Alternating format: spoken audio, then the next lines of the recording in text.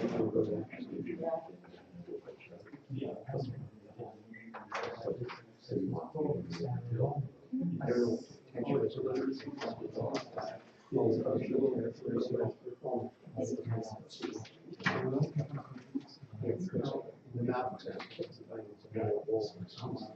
what they say.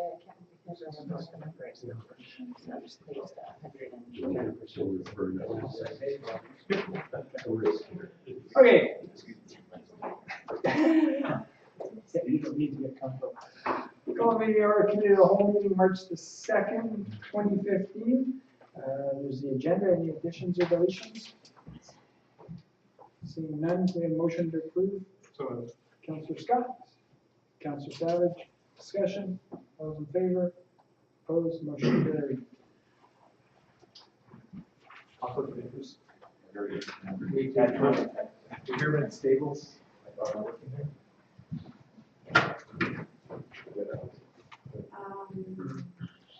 Yes, Trevor works at Pyramid Stables. Possible conflict with Pyramid Stable when we're talking about going to business. Going into business? I'll say I'm talking about joint ventures.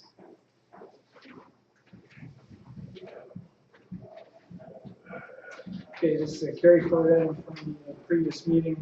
Additional information is provided with respect to number of individuals from Lanceville, for example, as well as some additional information on the use of the funds. This is the grant aid application that they've asked for $1,000. What would council or committee like to do? So I'll move that the committee of the whole recommend to council that council approve a grant aid in the amount of $250 to the Arrington Therapeutic Riding Association to assist in delivering a program that provides therapeutic riding opportunities for children, youth, and adults with physical and mental disabilities. Seconder for that motion?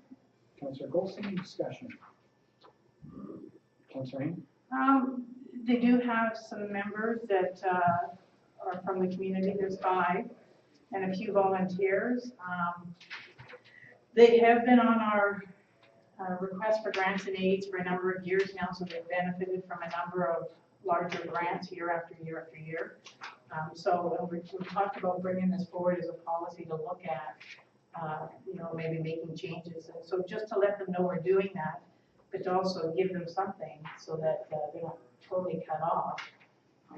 Just give them something and then make them aware that we're going to try and review the policy for the future years. Further discussion? Councillor Mulder? Well, I'm certainly in favor of the $250. I hear and to some extent agree with the comments made by council about reviewing the policy, but I think to suggest that the Arrington Therapeutic Riding Association is going to be cut off is premature, and it's predetermining what council is going to be doing. So I'm assuming that that's not going to be any part of the message that we send to them should this motion pass. Councillor Savage? Thank you. Yeah, I would have been more comfortable with 500, to be honest. But, I'm not going to vote against it. That's the wish. No. Any further discussion? Okay. Hearing no further discussion, all those in favor? Opposed? Motion carried.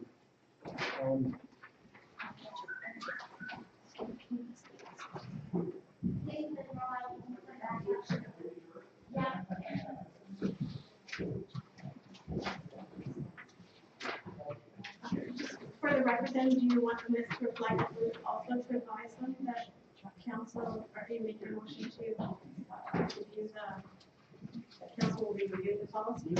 I think we need to be consistent with whatever information we sent to the Boys and Girls Club from the previous one.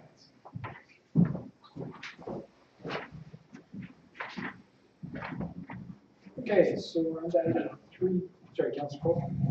Is that fair? Well, I'm just thinking that the one that went to Boys and Girls Club was just a motion to approve, and they would be advised that the funds aren't available till after the bylaws adopted in June. Yeah. But I don't think it spoke to the amendment or consideration or review of the policy. So I think we need to be consistent Okay, in the message. so not. Next, I have 3B service contracts with the RDN. As a result of the inquiry, there's the detail of the service contracts. They're negotiated with the RDN regarding animal control, bylaw enforcement, building inspection, and emergency planning. This came as a result of the discussion of the possible options with regards to the fire chief after June. Questions, comments from council, or observations? Move to receive, second, Councillor Savage, discussion. Okay. Hearing none, all in favor? Opposed? Motion carried. Gets us to correspondence, the Port Theatre funding request from Mr. Halliday, requesting a donation or a contribution of $9,000 for operating funds, which is consistent with the last 3 years. Prior to that, it was a equipment specific. And Councillor Savage? Yeah, so I move that the committee of the whole recommend to council that council provide a grant in the amount of $9,000 to the Port Theatre for the 2015 calendar year. Your second? I'll second that. Second by Councillor Milbank. Discussion? Councillor Savage? Yeah, I think, just looking at the history here and previous commitments, I think there's a general, probably non-written understanding for many, many years going back that the district will contribute this $9,000. So I'd like to continue in that mode. Further discussion? Councillor Scott? I noticed the last 3 years that it's gone towards operating costs. More in the past, council had towards specific items. Personally, I prefer if it goes to something specific to capital thing if we are looking at it versus just an operating cost. That's just an observation. Councillor Milbank? Yeah, my view on that is that, it's just moving around the cost of money for them, and if the need is for operating costs, then Lanceville is committed to provide a contribution, whether they're getting it for an upgrade to the audio console or whether the funds aren't tagged. I mean, realistically, it's only $9,000, and I just prefer to make them unmarked if we're indicating our commitment to keeping their operation together rather than force them to jump through what are essentially artificial hoops in order to attach them to something specific. Further discussion? Councillor Coulson? In kind of reviewing the historical nature of it, just because we've done it historically, I'm not sure we should continue to do it going forward. And I suggest that when I look at the satisfaction survey, 61% of respondents never used the Port Theatre, 28% used it rarely, so that's 89%. So I struggle with spending money in that capacity. I know there's other implications of such things pertaining to water and other goodwill aspects, but I would not be supporting this. Councillor Milbank? Just to follow up from that, the numbers in the citizen satisfaction survey, and we did actually have Mr. Halliday here the year after that came out. They were self-reporting numbers, and the actual statistics from the Port Theatre, obviously I don't have them at the tip of my finger, but they indicated a very, very different picture. The Port Theatre is available for all kinds of dance groups and kids groups and school groups. I know my own kids were there 2 weeks ago at a concert for the Vancouver Island Symphony. So I don't think necessarily that those figures in the citizen satisfaction survey really reflect the full picture. Some respondents seem to have forgotten if they or their family had participated in events at the Port Theatre. Sorry, so you used the term self-reporting? Yes. So I don't get what that means. So That's what people told whoever the interviewer was for the citizen satisfaction survey, again, I don't remember the exact question, that they reported what their participation at the Port Theatre had been statistically across Lanceville. That was not the same picture as what the Port Theatre has in terms of their statistics indicating what Lanceville residents' participation has been. Sorry, was this was a mail-out survey, wasn't it? Online. Oh, actually, there may have been a mailing component. The citizen satisfaction survey was distributed online. Okay, it's fine. 30% response rate. Okay. Okay. Councillor Henry? According to my notes and recollection, the statistics that the Port Theatre director always brings forward represent a cumulative number. Basically, it's not every year there's a higher than 30% since the beginning of the opening of the Port Theatre. They keep track of those numbers. So you don't really get a very good indication of what the percentage of usage is, because they don't have a, 2014 we had X percent from Lanceville. Right. They just have their continuing membership going. So that's a bit of an issue. The other problem I struggle with this is that before the election, we basically said we're not contributing to the Port Theatre. We said that council wasn't giving money to Port Theatre, and yet here we are. So wasn't that with regards to the water agreement? We either are or we not, or I just feel like we're giving a mixed message here. It's a little bit confusing. Are we contributing to it and doing the water, or are we not contributing to it and not doing the water deal? That's where I struggle with this. Just for clarification. Yeah. You say that council said they weren't contributing? Before the election, comments were made that we're not contributing to the Port Theatre. Basically, my impression was that we don't have to do the buy-in yet, according to the community update with regard to economic development in Port Theatre. We're not doing the buy-in yet, but here we are. We are doing the buy-in. Councillor Savage. Yeah, I just wonder whether you could elaborate, Councillor, hang on comments before the last election on not contributing. Irrespective of the water agreement, I think there is a connection, but there's also a disconnect. Just in terms of the history of this community contributing to the city of Barnes. Yeah, I don't know what the question is, but basically, according to the community update, when this came out, the statement was made that we will not be doing this at this point in time. And yet, really, we are, because we're continuing to contribute or we're proposing to contribute to the Port Theatre. Just for clarification, did that say we will not be doing it, or we have no? No, obligation? that was basically comments that I heard during the election. Are we or aren't we contributing to the Port Theatre? Okay, but you made reference to the. Yeah, because then here it speaks to the amount, and we, at the public meeting, it spoke to here it is the 9,000 that the council gives.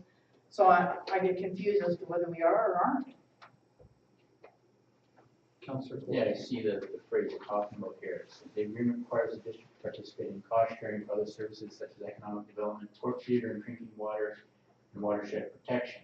Who are these fees payable to, and what are the fees? So, yeah, I understand the point. They're making a loose inference that these fees are contingent on the water agreement. Okay. If staff. And it details that in the table, what each thing would be. So the XDF was stipulated it's no formal participation in the function at the RDN at this point. The Port Theatre, I believe we go on to say that it's been a voluntary contribution, and that should be reflected in the community update that was distributed specifically as it relates to the water. Okay. Further comments? For myself, when it was originally instituted many, many years ago, it was in anticipation of negotiations with respect to water. And when it comes to that, the continued contribution was represented as providing goodwill with the city of Nanaimo to further a water agreement. So in my mind, those two items were connected. Go back even further, the Lanceville itself chose through a vote to not participate in the Port Theatre side of things. So with respect to it, I struggle a little bit. There is the aspect of the cumulative statistics, which have always been a bit of a challenge in trying to figure out how much it was actually used. In terms of Mr. Halliday's letter, there's no information with regards to the continued use on the part of landfill or landfill residents themselves. So, similar to what we've done with the Arrington Therapeutic Riding Association, might it not hurt to get updated statistics prior to approval of this in terms of determining what the actual usage is of landfill residents? If that's part of the argument as to why we would approve it, we don't have the same statistics that we were representing or requesting from the items with regards to the grant and need. So you suggest an amended motion? Well, no, because the motion itself was to approve, I believe. If it was a case that the motion itself was deferred until we received participation information, something of that nature. We can vote on it tonight. Well, from the statistics I brought forward, and the statistics Councilor Milburn brought forward, I'd be prepared to accept that and kind of review the validity of each data set and reform my opinion from there. Councilor Scott? No? Okay. Well, right now on the table is a motion to provide the grant of $9,000 for the 2015 calendar year. In the absence of any other motion in that respect, Can I make a motion on the motion on the floor? you have in the past made motions to defer pending the receipt of information of some sort. I'll make that motion. Seconded by Councilor Negre. Discussion on the motion to defer. Hearing none, all those in favor? Opposed? Motion carried. Do you guys want a specific motion requesting that information? Sorry, I thought the motion was to refer to obtain information. Defer. So, yeah. So is that enough? Okay. Okay, which gets us to the budget side of things. We've already gone through this twice, through a couple of meetings in terms of we've gone through it in detail. I'm going to suggest a specific process here for tonight, just in terms of focusing in on important items. First aspect is there are some items that I believe are reality, so I think we should incorporate those into the budget prior to further consideration. And what I'm suggesting here are the staff wage increases that we know we're going to have, that are not currently in the budget itself. As a second step, some discussion revolving around what kind of tax increase is palatable to the taxpayers. As we go through the individual line items or the individual special items, there are some of those that have an effect on taxation. So to just kind of go through them individually without a focus on what is acceptable in the way of an increase, is going to result in us circling back and having to reconsider items if the overall tax increase isn't acceptable. When it comes to that tax increase side of things, I might remind council that the fire chief has announced his pending retirement. When it comes to the possible replacement of him, at this point, there's been no suggestion that there's anyone within the department willing to take on the task on the same basis. So from that standpoint, we might have to consider whether or not there's some sort of increased compensation required in there. Also, with regards to taxation room, while the water agreement is labeled an opportunity, we also have to recognize the fact that if there's any chance of implementation of it, I believe we need to leave some room for the fact that there are increased costs related to that. So to look at the tax increase in an isolation of a specific year without planning for some of these larger items is going to result in a shock factor in the future.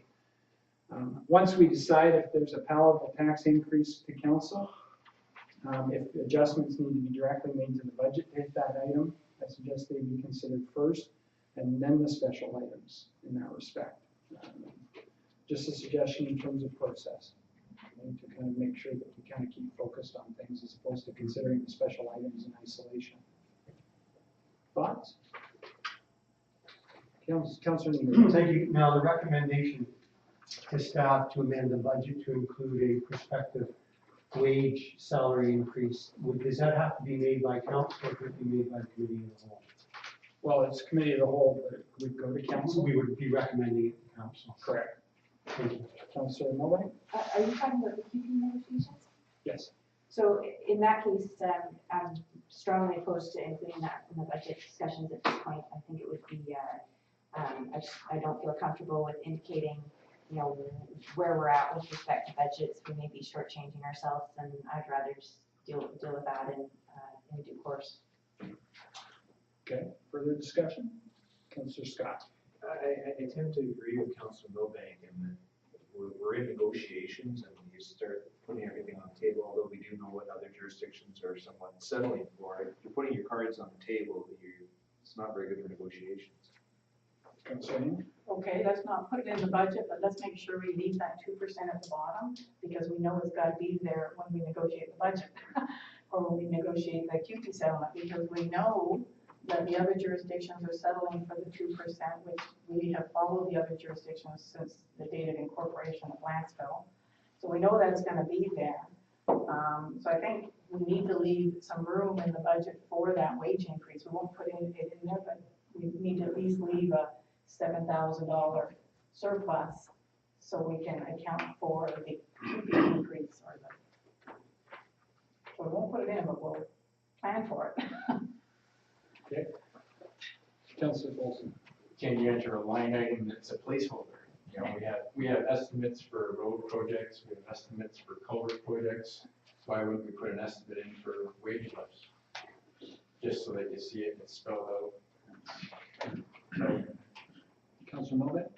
I really feel like we're coming back to the same thing, and again, my preference would be to just leave this off the table. We can all do our own calculations. We've all got the same numbers and the same information, and until we conclude negotiations, my preference would be to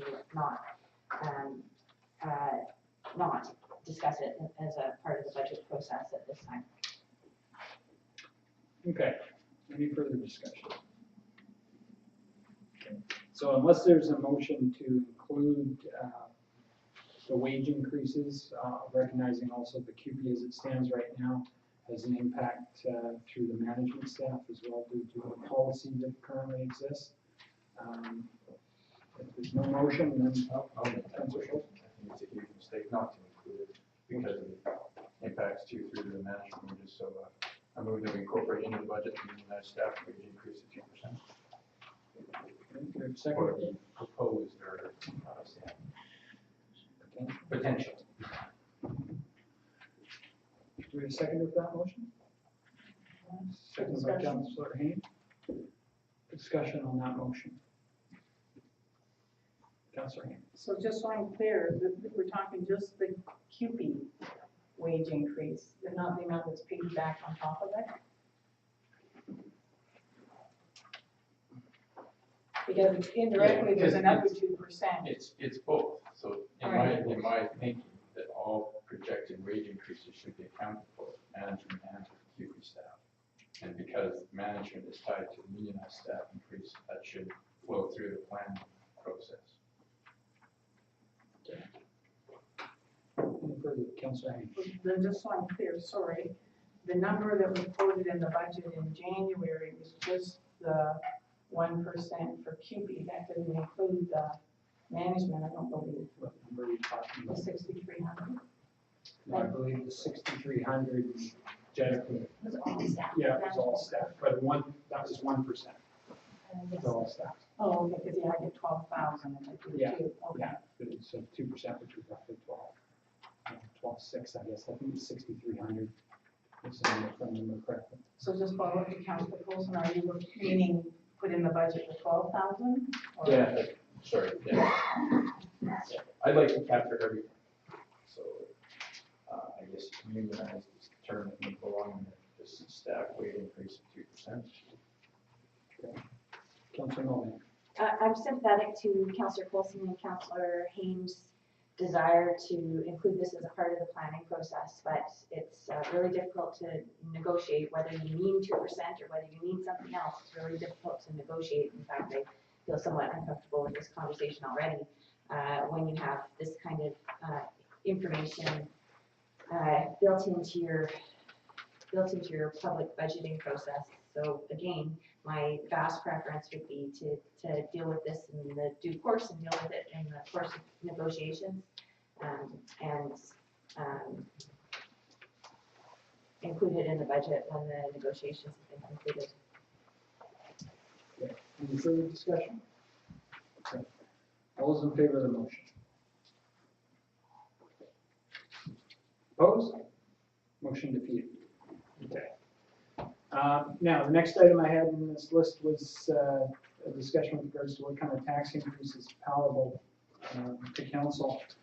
As it stands right now, there's a 3% increase incorporated into the budget. There's another 0.74% related to the non-market adjustment, and also incorporating the change in the permissive tax exemptions.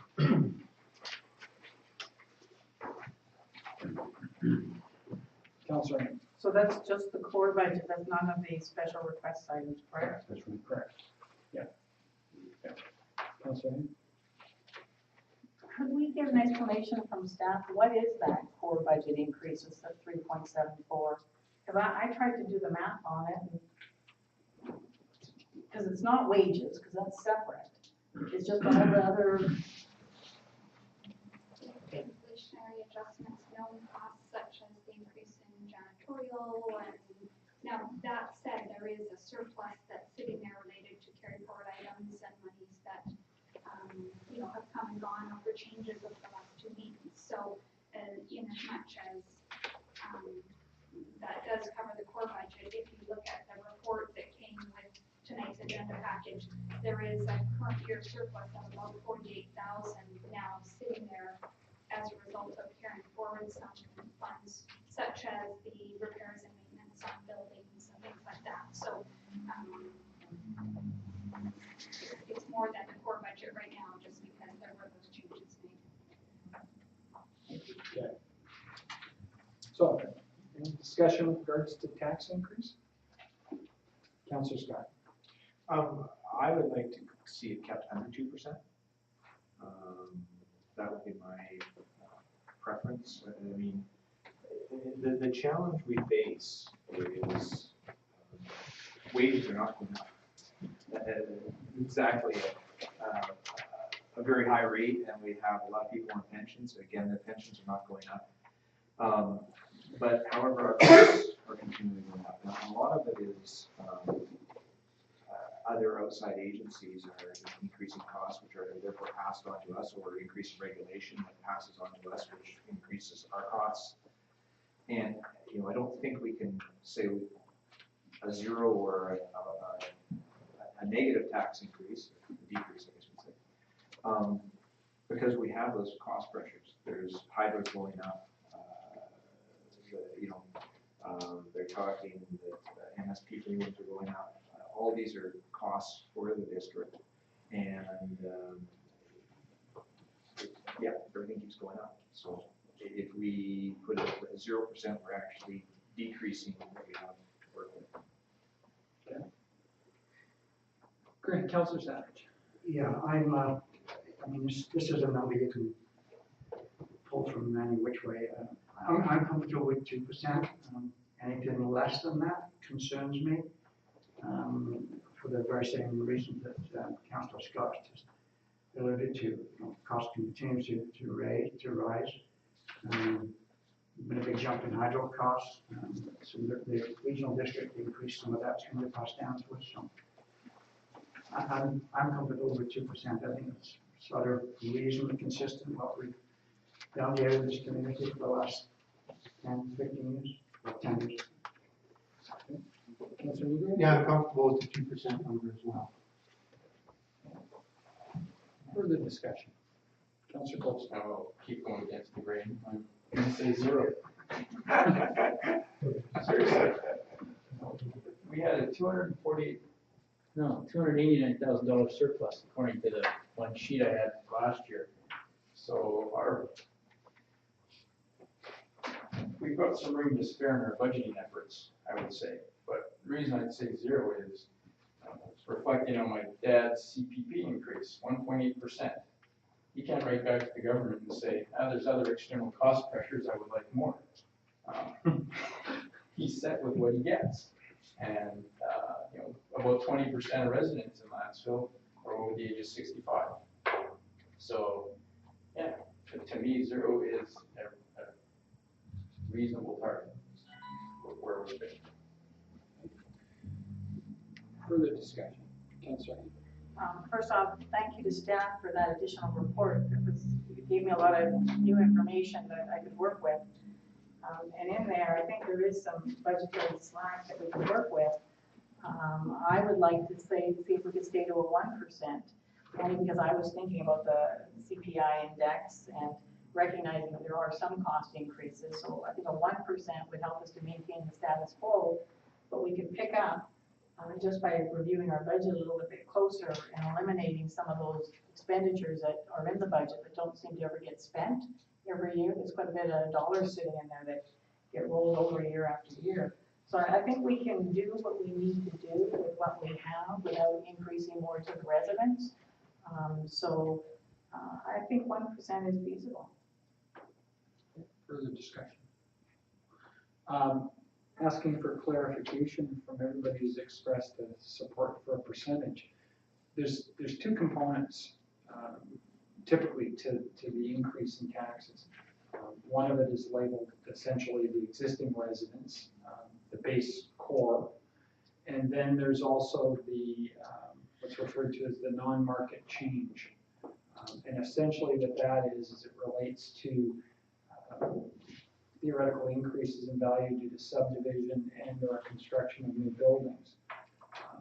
When you talk about the 2% or the 1%, are you talking 2% to existing residents, or are you talking 2% overall between the non-market change and the core adjustment?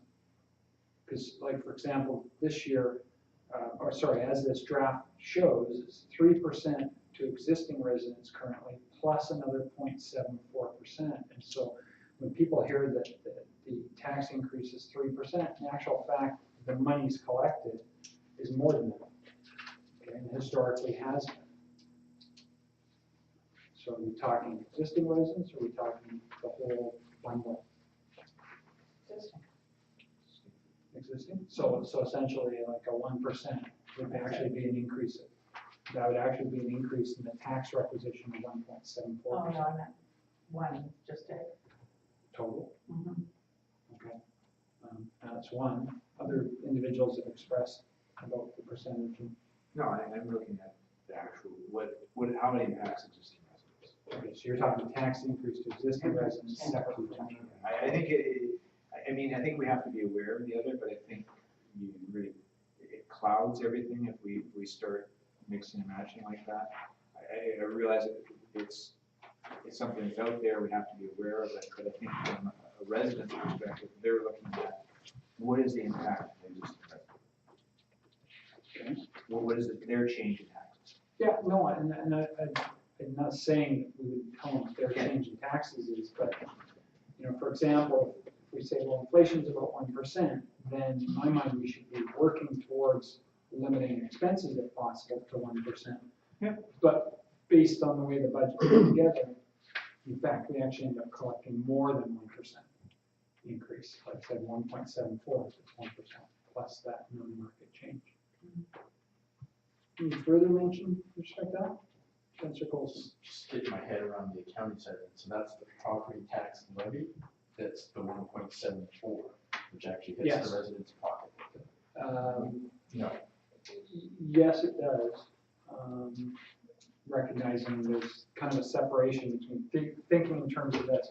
Last year, there was a certain bucket of existing residents, and then this year, that bucket's a little bit bigger because of some houses being built or something like that. So the non-market adjustment essentially is the taxation on the new part of the bucket, and the core change is the old part of the bucket. So the impact on existing residents is not with the market change that Mary Anne's talking about. So if, like right now, the budget is reflecting a 3% increase, that would be to any one of us who owns a house, that would be to our property. 0.74. And then that's because there's been new construction or new subdivision. Councillor Savage. Okay.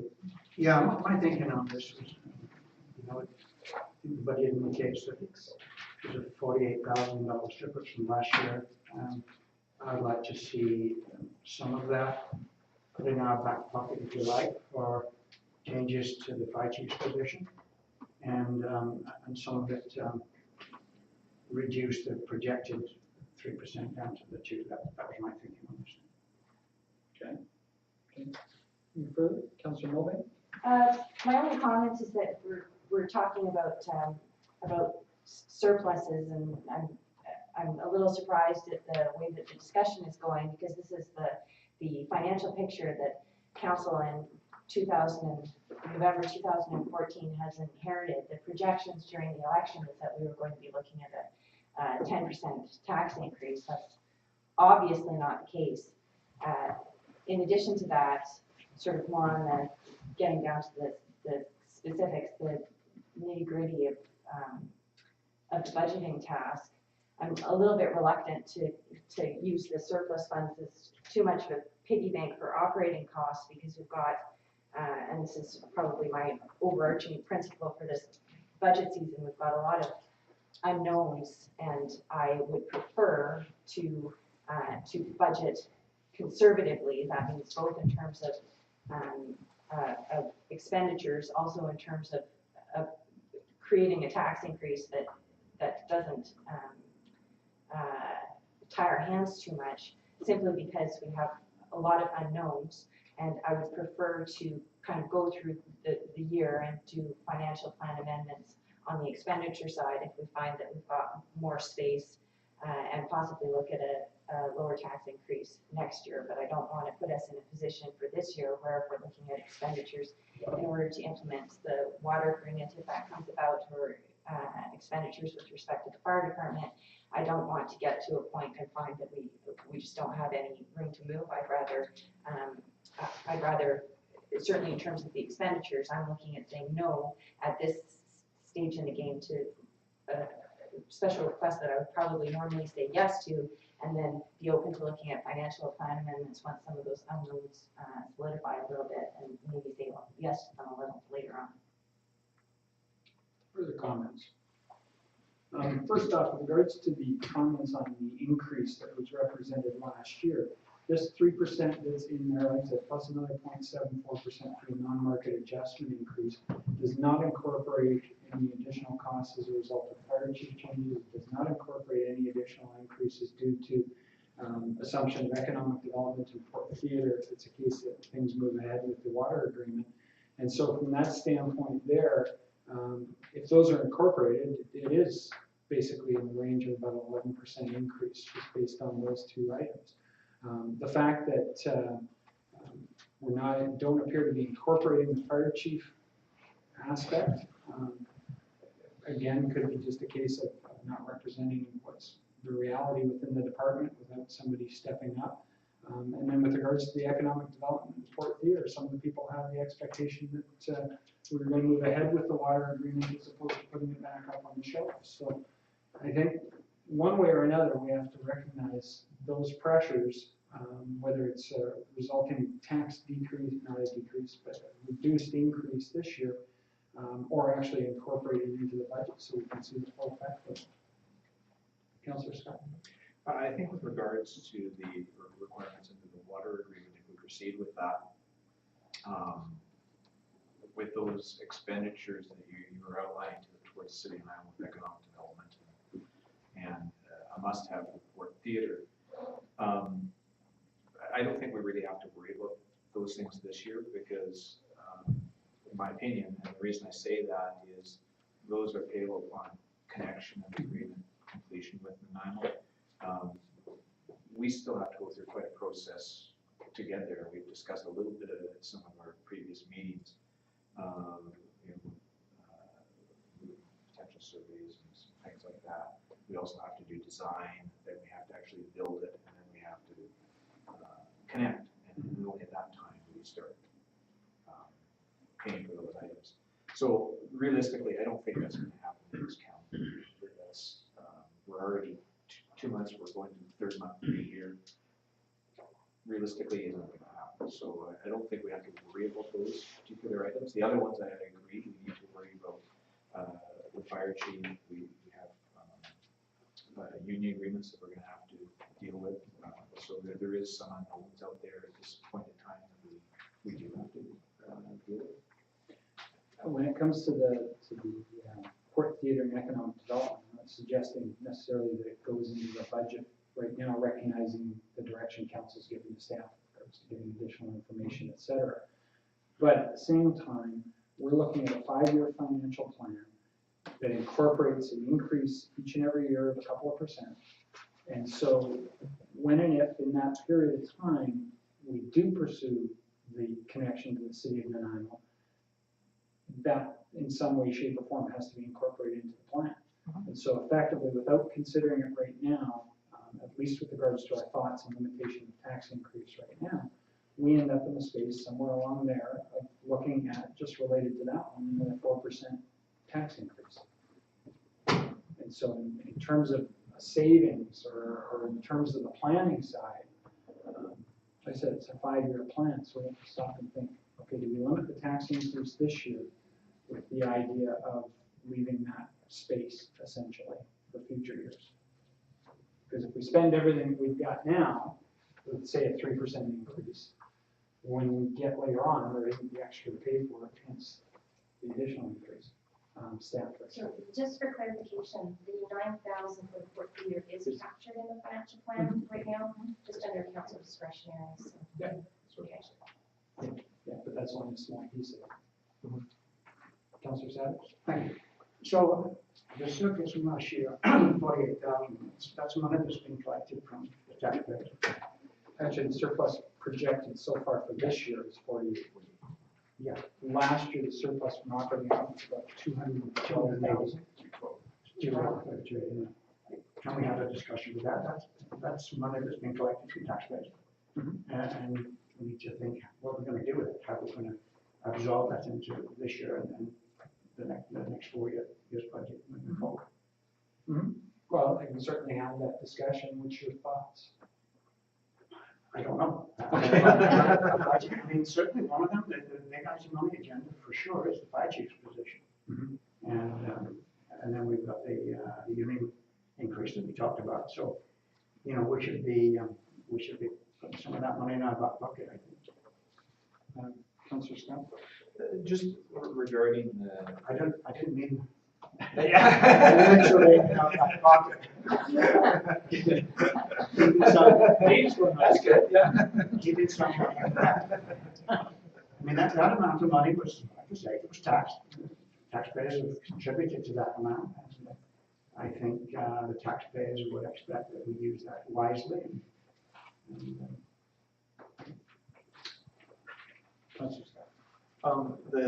The 2014 actuals, there's 289,000 that was a surplus, but the question through the staff, my understanding is a good portion of that surplus was from capital projects that came under budget. Is that correct? No, that's not reflected in that, because if the capital budget comes in under budget, then we only transfer the amount of budget? Okay. reserves to match it. Okay, so you don't actually have that, okay. That wouldn't be reflected in that. Okay. That would be from unexpected revenues, cost savings, that kind of thing. But we do have to have a budget, or a balanced budget every year, so. If I could add one Well, more part of thing. that balancing could be pulling from surplus. If I could just add one more thing on that, is that council has chosen already to pull 25,000 on the repairs and maintenance of buildings, plus the 7,700 on Line Town Day. That would be in that number. So if you were to look at actually what is left there now, it's that number less those two amounts. Okay. Just for further clarity. Councillor? Different perspective on that 212,000, is that it's 212,000 we overtaxed the residents, because there could have been some savings on cost, but there's also, again, quite a bit of budgetary slack when you look through the numbers where we haven't spent that money, and so it's all just gone into surplus. So perhaps we should be looking at our budget in detail a little bit closer to say, okay, we've got, for example, these amounts budgeted, but we're not spending it. So why don't we pull that out of the budget and save the residents the money, or reallocate it to a special request? Because that makes up a big part of that $212,000 surplus carry forward, in my opinion. Councillor Milby? As far as I understand, some of the larger components of that budget surplus are, spoken for in the form of the wellfield study. There's a large chunk there. There's also a large chunk for the last part of the village core plan as that moves ahead through this budget year. And then I understand there are also some administrative efficiencies which increased the surplus. There was a return of legal fees from the foothills. So there are some chunks that are not, that have been taxed for a purpose, and that purpose, as I understand it, is continuing into this year. And then there are other portions of that perhaps have more latitude. Councillor Hain? Just to follow up, was that carry forward provided to the council with regards to those carry forward initiatives that Councilor Milbank speaks to? Well, certainly the village core was brought forward to strategic planning. It was not brought forward as a carry forward item because it was still subject to receipt of the report and further direction from council. So it's not assumed that those amounts would be, it was addressed at strategic planning. No, okay. There's We've received a report on it, but we haven't made any decision on direction on where we're going with it or future funding. And certainly in there is the Parks and Recs amount carried forward that were unspent as well. Correct. So that's also part of it. Just to respond to that, as I understand, council has already, and Jenny, you can correct me, council has already approved those funds. They've already been voted on. The funds have already been designated to projects. Sorry. With the respect to Parks and Rec? village core and the wellfield management. Yes. So if we're looking at this rather large surplus, some of those funds are already the subject of council votes and council directions. Obviously, we can change tracks on that, but for the time being, they're already attached to specific projects. Yes, certainly the wellfield project has been given a go-ahead. The village core last year amounts were approved. They have not been incorporated into this year's plan. So further to council's direction, subject to receipt of work draft report and such. So we'll get back to the original discussion. This suggestion or comment was made previously that other bodies such as the RDN have to live within their means. Historically, when it comes to the budget here, I personally don't recall much in the way in years previous for myself where we've looked intensely at the budget line items to see where the monies have or haven't been spent in that regard. But from my standpoint, when it comes to a decision on how much additional tax to collect, personally, I don't ignore is the wrong word. Personally, I can think that we should consider the non-market change as well. At some point, there's got to be some sort of economies to the existing residents. And when it comes to the additional construction, et cetera, if the residents are always just going to be taxed, say the 2%, let's say, and the increase is always going to be that way for them, then what motivation is there for council to observe the budget and look closer at the budget with regards to the idea of cutting, for example, because there's got to be a benefit to that increased construction and the increased subdivision to the existing residents that's changing their neighborhoods in some cases. So in that respect, I think whatever tax increase we decide on should incorporate that non-market change. So as an example, if 2% was the number, I believe it should be 2% total in terms of the tax requisition, and would essentially be in this budget 0.74% coming from the non-market change, with the balance to come from the residents. It's to look upon the non-market change is kind of a bonus. In my mind, isn't beneficial to the existing residents. So, Kyle? It's just one comment, if it's helpful, staff could follow up with members of the committee and speak to that surplus amount. And just chatting with Jetta here at the side, there's about 40 items that are captured in there that have already have a portion of that money spoken for, or so we'd like to. Oh, sorry, I wasn't clear on that. Like, it's made up of about 40 items that may or may not be spoken for, like it's $500 savings here, or $2,000 savings, like it's a whole bunch of amounts that add up. It's not as though it's 4 big chunks that add to that. Just No, but we'd like to clarify that list and clarify the carry forward items being, one example, Parks and Rec and the Wellfield study, and to show them what is left that council has available. Just a quick question, as the because we made a motion on it previously, is the Wellfield study already been incorporated into the budget? Yes, Yeah. and it's moved to one. So in that respect there, it's already affected in terms of the appropriation of prior year surplus. And that's what I said, it might be helpful to identify all of that for members of the committee and staff. The representation of it being multiple items, and the fact is, for example, on just a budget line item, say a repair and maintenance item, it may be a case that 10,000 was budgeted, but only 6,000 was spent. So going through each individual line item and saying, okay, this is how we got to the 212. I could understand it with some larger items, but certainly not on the. It was my intent to show what is spoken for out of that 289, so it's clear as to what's left. And again, I just go back to the carry forward and the Parks and Rec as an example of that right now. Okay. But yeah, we won't get too minute detail, but certainly the larger projects. Councilor, I would agree with that, because we put a lot of the Parks and Rec carry special requests back in there when they were actually carry forward items. So there's a bit of confusion. For example, the Woodlot Trail. But can you tell me, are we referring to the 43,274 on page 34? Is this part of this 212,000? It's just called other unfinished projects. What is that? Sorry, which page? 34. 34. The 43.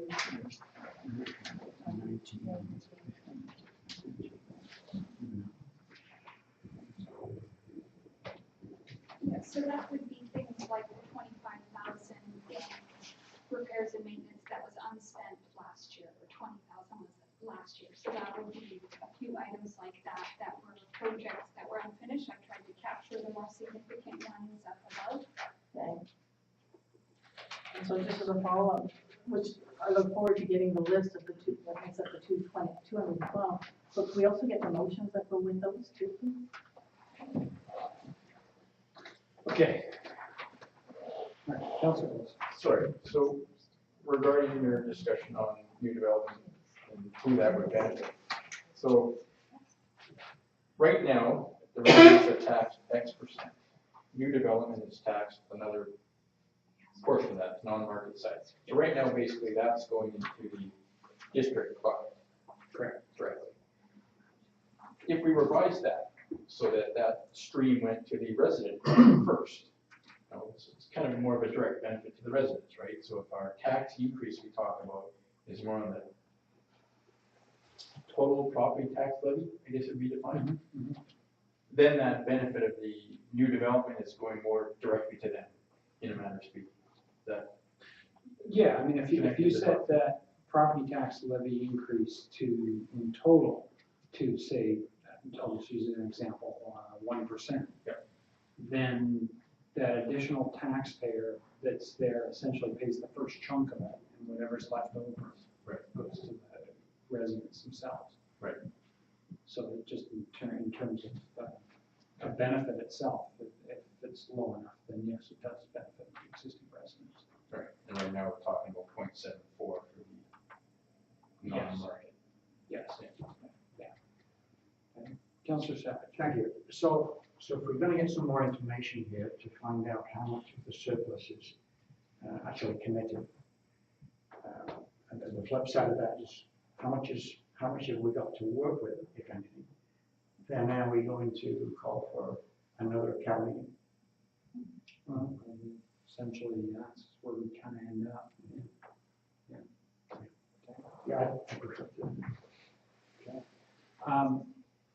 You know, in terms of it, I did the basic 1% challenge there at the last meeting. From my standpoint, the 1% represents inflation. It provides for consideration of the existing residents, recognizing, for example, the challenges of the senior group, but even the regular wage payers in terms of the private sector. Some people are getting wage increases, some people aren't. And as was mentioned previously, we have to do a greater effort to work within some parameters, and that includes closer scrutiny of the budget, recognizing some line items that historically haven't been used or can be put off in terms of reaching that tax amount before we consider the special items themselves. Because, like I said, otherwise we end up kind of shooting ourselves in the foot and circling back again. And we say, well, tax increases is too high, and then you end up trying to chop again, which is the reason for the discussion itself. So I'm just going to throw out a motion. I haven't made too many motions in the seat, but I'm going to throw out a motion that the property tax levy is represented in the budget be increased a maximum of 1.24% for the 2015 year. Second. Sorry, for the record, it was 1.24? 1.24%, correct. You're the seconder for that? Councilor Negre? Discussion. From my standpoint, basically it's the 1.24% represents the 0.74% shown in the budget for the non-market change in the property tax exemption. When it came to the property tax exemption changes, part of it was represented as costs that were currently being paid by residents. So therefore, if it changes where somebody like Gaspin Road is paying an increased tax amount, then what we should do is be able to provide some payback to the residents for that. The 0.5% again represents the basic idea that if there's some increase in the tax base through the non-market change, the existing residents should be able to benefit from that in some way, shape, or form. The existing or the new construction that occurred here in Mansfield, including any subdivisions that occurred, I don't believe it really created any additional costs on the part of the district itself. It's not like a bunch of new roads have been put through, et cetera. So therefore, it's I wouldn't say it's a windfall. It's an increase without an attendant increase in costs. So like I said, that's why I've come up with the 1.24%. Further discussion? Councilor Scott. Well, that's a good long-winded explanation. Yeah. I know, in theory, I agree with where you're going on. As I said, I support an increase of less than 2%. And a question through the staff, do we know what the CPI is right now? I think it's 1.1. 1.1, yeah. Typically it's ranged about 1%. Yeah. Over the last couple of years. Yeah. Yeah, it was 1%. And it also depends on which CPI you're doing. Yeah. But in theory, I support where you're going with it, and as I say, I support between that 1% and 2% tax increase. So I'll support them. Councilor Hain? I support the motion, but what I'd like to see us do is go to zero-based budgeting. Basically, we should be starting at the bottom and saying, this is what we need to provide proper service to the residents, and these are our core costs that we need every year. And from there, we add special items, or, we look at those unique cases. What's been happening, not just this year, and every municipality is guilty of this, which is why municipal taxes are so out of control, in my opinion, is it's this laddering that's going on. We start at this, and then we just add 2%, we add 2%, we add 2%, and we never go back to say, did we really need all of that before? We just automatically look at the line item and add 2%. And I don't think that's sustainable. I'm not saying, but that's the general philosophy by most municipalities. Yeah. Just comment on the zero-based budgeting. Yep. There's time involved in that. Yep. And what I might suggest is that we start a budgeting process later this year, and then we can get more into that. But I think that's what we need to do. We need to get back to budgeting those items that I think the residents really see value in. And that's what we tax them for. And then we would build that trust, and then people would be happy with where the budget is, and then their taxation levels. So that's where I like to see us go. That's general practice in private industry. Councillor Negre and then Councillor Paulson. Thank you, yeah. I'm very favorably inclined towards the motion. As I indicated earlier, we wanted to keep the tax increase under 2% or under, and this seems to be doing that. I also think it's useful to just set a number as a goal to focus discussion at this point, otherwise it tends to wander. Councillor Paulson. Just on the zero-based budget comment, I like that idea a lot. We can't do it this year, obviously, but I think for next year, it's certainly something to consider. From my industrial time, that's certainly the process I was familiar with, and you roll your sleeves up and identify what you need from the ground up. And If I could comment on that, I expect that 75% of the accounts that are included in here are done that way already. There are a number of accounts that already allowances like vehicle maintenance and things like that where the expenses are unpredictable. But things such as hydro, telephone, any of the monthly ones are recalculated every single year for those known costs. It's not just last year's plus 2%. That's only where we have some of these allowances, whether that's firefighting supplies or some of these that are unpredictable in nature. Those ones obviously is just kind of based on historical spending, trying to look at the increase in costs, but I would say a large percentage of those accounts are already done on that basis. Councillor Milbank. I'm okay with the motion. I don't know what at the end of the day it's going to mean in terms of how I vote with respect to the budget, but I think it's a useful tool to force us to be critical in our expenditures. My only concern is, again, like I mentioned earlier, we have some unknowns coming down the pike, and I want to make sure that we're prepared from a budget perspective to take those on. I don't want to, get 3 years from now and find that after a number of what I would say false low tax increases, we find we need to sting the residents with something significant that they're not prepared for. But I think the number that's proposed is a useful tool at this point. Okay. Any further discussion? Okay. All those in favor? Opposed? Motion carried. Just kind of doing quick calculations here. Essentially, that motion would reduce the surplus from $48,000 down to approximately $11,000. And again, just kind of as a bit of a warning that we were doing previously was that the budget does not yet incorporate any staff wage increase or anything regarding the fire chief and other items. Councilor Paulson. could I make a motion that we consider decoupling? There's a 2005 policy where management wage increases are tied to the QP wage increases. I make a motion that we vote on that. Could or consider that. So it's a I recommendation. got to work on my language for motion. Okay, so I think the policy you're making reference to has the case where senior management is essentially awarded the same increase as QB. Yeah. Okay. Was that a motion? Or Yes, I'd like to make that motion. Who's seconded? Sorry, just for clarity, it was a recommendation that council review or consider the policy? No, I guess I'm be more direct. The council amend the policy to decouple. Is how it's worded in the contract, but there's basically a guaranteed wage increase matching Q. I think it would be fair to bring it forward to another meeting so that people have the policy. Okay. This is just Yeah, how it that's just my gets point. referred anyway. It should be acknowledged as a motion at the next general meeting. Some councillors may remember I made a similar motion. The motion was to rescind that specific policy. I think it's 5002, which would remove the automatic tax increases for management staff.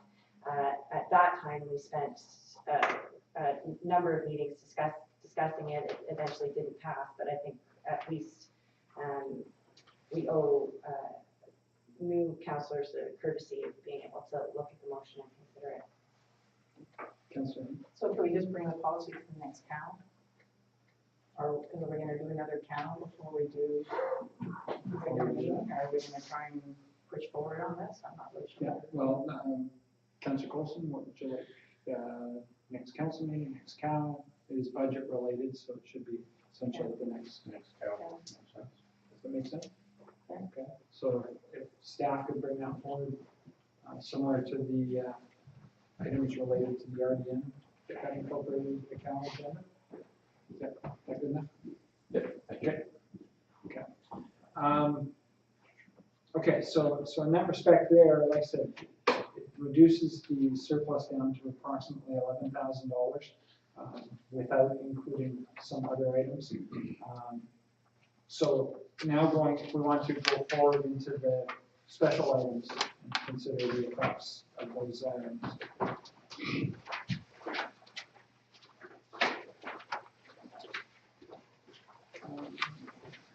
Okay, so starting on page 53 of the agenda.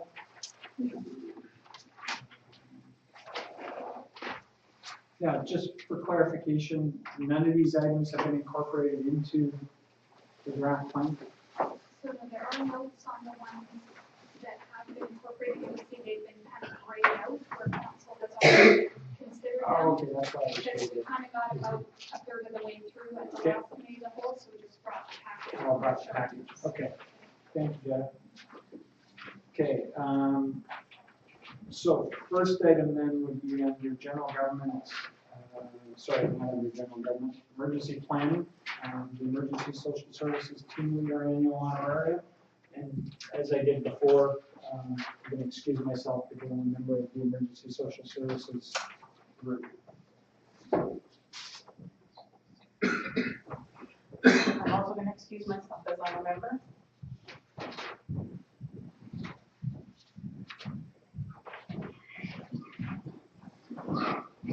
I believe it falls again to me. So here's the item, page 55, $1,650 for an emergency social services team leader on annual honorarium, which would represent approximately a 0.1% tax increase. I have Councillor Scott? a question through the staff.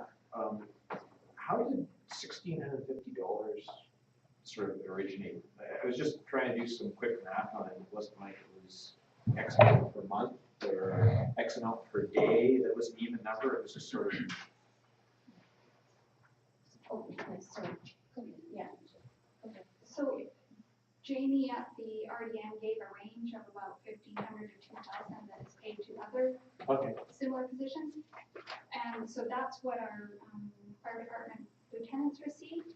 So there's just some consistency there. In that Okay. range. Gotcha. I was just curious as to how it's built. Thank you.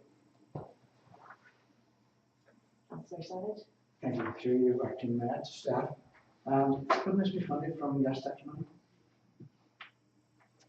I haven't looked at gas tax money for that specific purpose. I believe gas tax criteria talks about Okay.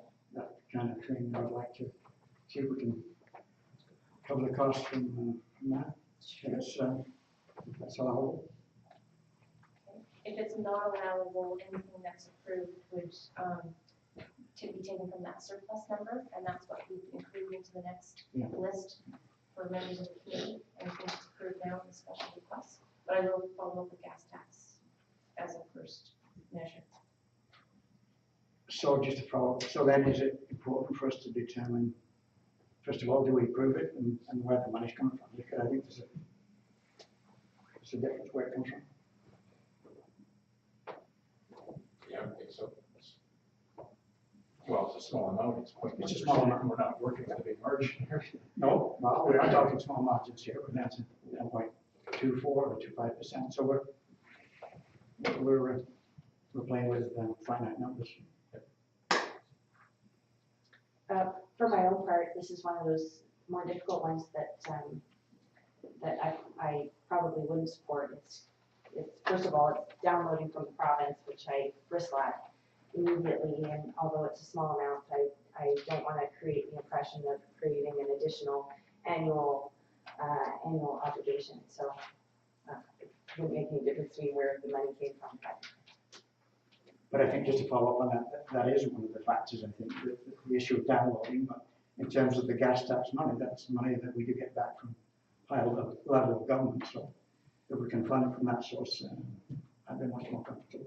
Councillor McCready? I'm wondering if it might not be best to defer decision on this until we find out whether it can be funded from the gas tax pot. Although I am, in terms of funding this position, I am favorably disposed towards it. I also have to recognize that we are playing with some pretty slim margins here, given the tax increase goal we just set for ourselves, and also because there's behind this that we'll be considering there's some very large ticket items. So I just, this is, in light of some of the other items we're going to continue, it's very small, but it could add to the limit. So I don't want to consider it right now. So it sounds like there's a move to get that additional information and deal with it at our next meeting, but we need a motion to. Sorry, if it helps, I just did a quick review of the gas tax program here, and I'm not seeing anywhere where something like that would be able to be funded through gas tax monies. It talks about disaster mitigation, but that's specific to construction, modification, reinforcement of. So it's more physical. Yeah, absolutely, not really operating.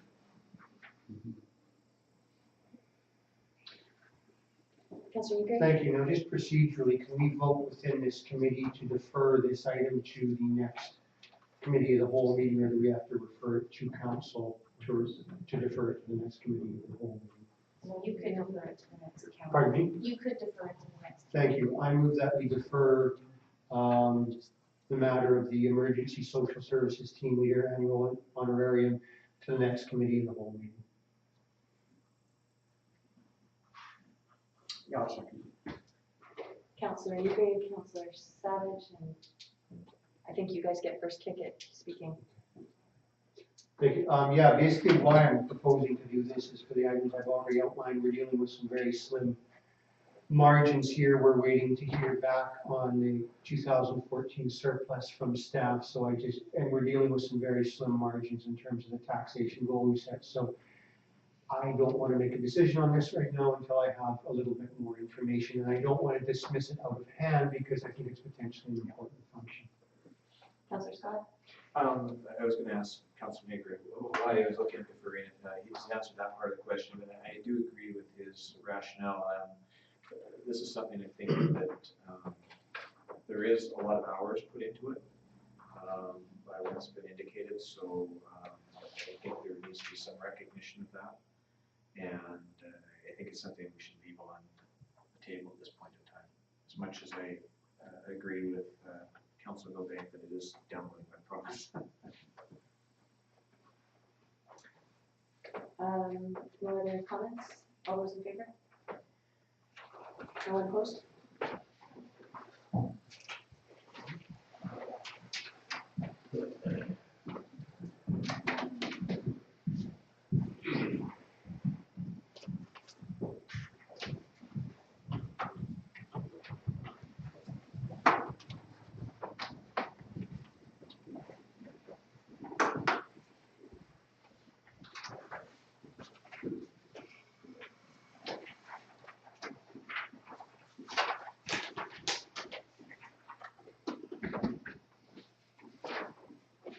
Okay, next item, moving on to the fire department.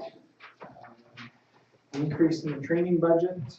The notation there is updated amount per February 16th count. So when it comes to the request here, the request to increase from 33,000 to 46,260. Council like to do, Councilor Milbank? My inclination on this was to approve the training for the new pumper truck, which is the 9,700 amount. And although I fully recognize that the other items are needed. As far as I understand with respect to the playbook, we have some time in order to implement those changes. So this is one of those ones where I'm thinking, okay, I'm on board with obviously the training needed for the new truck, which I know everybody's looking forward to getting. And with respect to the other ones, I think we're gonna have I would appreciate getting a fuller picture of this as we go ahead to looking at the fire chief position and also having more of an idea of what the budget looks like down the road. Second. I didn't actually. I'll make a motion to approve the 9,720 for the new training on engine number 2. Okay, do we have a second of that? Second by Councillor Hain. Discussion, Councillor Scott? I agree with that. That's actually something I was going to suggest. I think the training is important, and it's a one-time item. I think that's a huge thing. It's not a recurring cost. I'd like to see us, although it's not finalized yet, I'd like to see us work towards trying to incorporate that into some of the prior year surveys.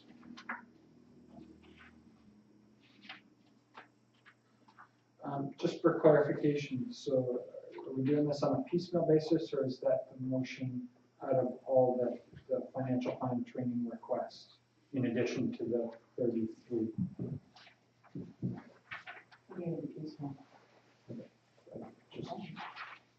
Sorry, the way I read it is that there's an increase requested of 13,260.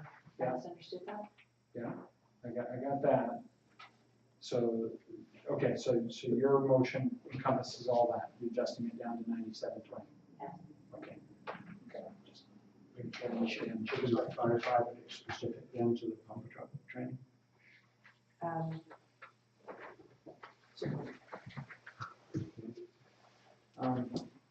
Discussion on the motion. Councillor Paulson. Sorry, I didn't bring my blue book. I got mine.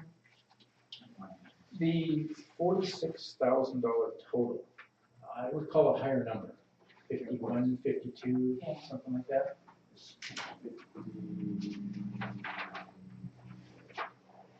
58,728. 58,728. I'm not to have it this way, right, or am I to? Or you mean in terms of, you want to ask a question of the department, is that? Yeah, because because out of the last meeting, I believe the direction was that we were going to reconcile the training requests from the presentation to the financial plan. So I'm just curious as to why the difference in numbers there. I'm thinking of 46,000 to 58 something that Dave mentioned. Yeah, 52. So if I could respond to that initially, the fire department has provided a couple of iterations of this budget as they reanalyze what it is they need for the year. This is their most recent request, and so that's what was brought forward. It took out some of the things that were in that initial spreadsheet based on their assessment of what is needed for the year. So Okay. this is their kind of final request based on their assessment. Okay, so I can kind of just focus on this one. Okay. Okay, further discussion. I guess, one of the parts I struggle with, if we're taking something out from the overall request here, I guess my challenge is saying, okay, which part is it that we're saying that they should take out? That's where I struggle. Councillor Scott? The way I looked at it is, and I think all the things for the fire department here are important, but I also look at, we have limited resources as to what we can do. So my interpretation of going through this, and what I did with it is I looked at, we have the base budget of 27,000 plus 6,000 for first responders, plus we have the requested training for the new truck. What I was looking at it is, we have a training budget, we let the fire department determine what their needs are, and they can prioritize the needs. I think us getting into it is beyond our area of expertise, and we need people who understand it best, and work within the budget parameters, similar to what we're trying to do tonight. I guess from my standpoint, the departments come forward with a request. Implicitly, we are getting into it by limiting the request in terms of it. And especially when the motion relates to a specific item. If somebody said, increase the budget to 47,000, then they work within that envelope. Okay, that makes sense. It's related to a specific item. Like I said, we're effectively kind of telling them in that regard, from my interpretation anyway. Also, in terms of the budget as it stood previously, the $33,000, which included $6,000 for first responder. I just kind of note on here, it seems to be that the first responder, including certification, as well as other and a separate recertification line. Effectively, we're looking at kind of 9,300 and roughly 9,400 in first responder requests here.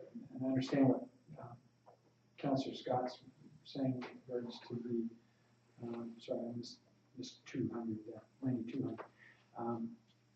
The direction side of things, but I said that's what they've requested.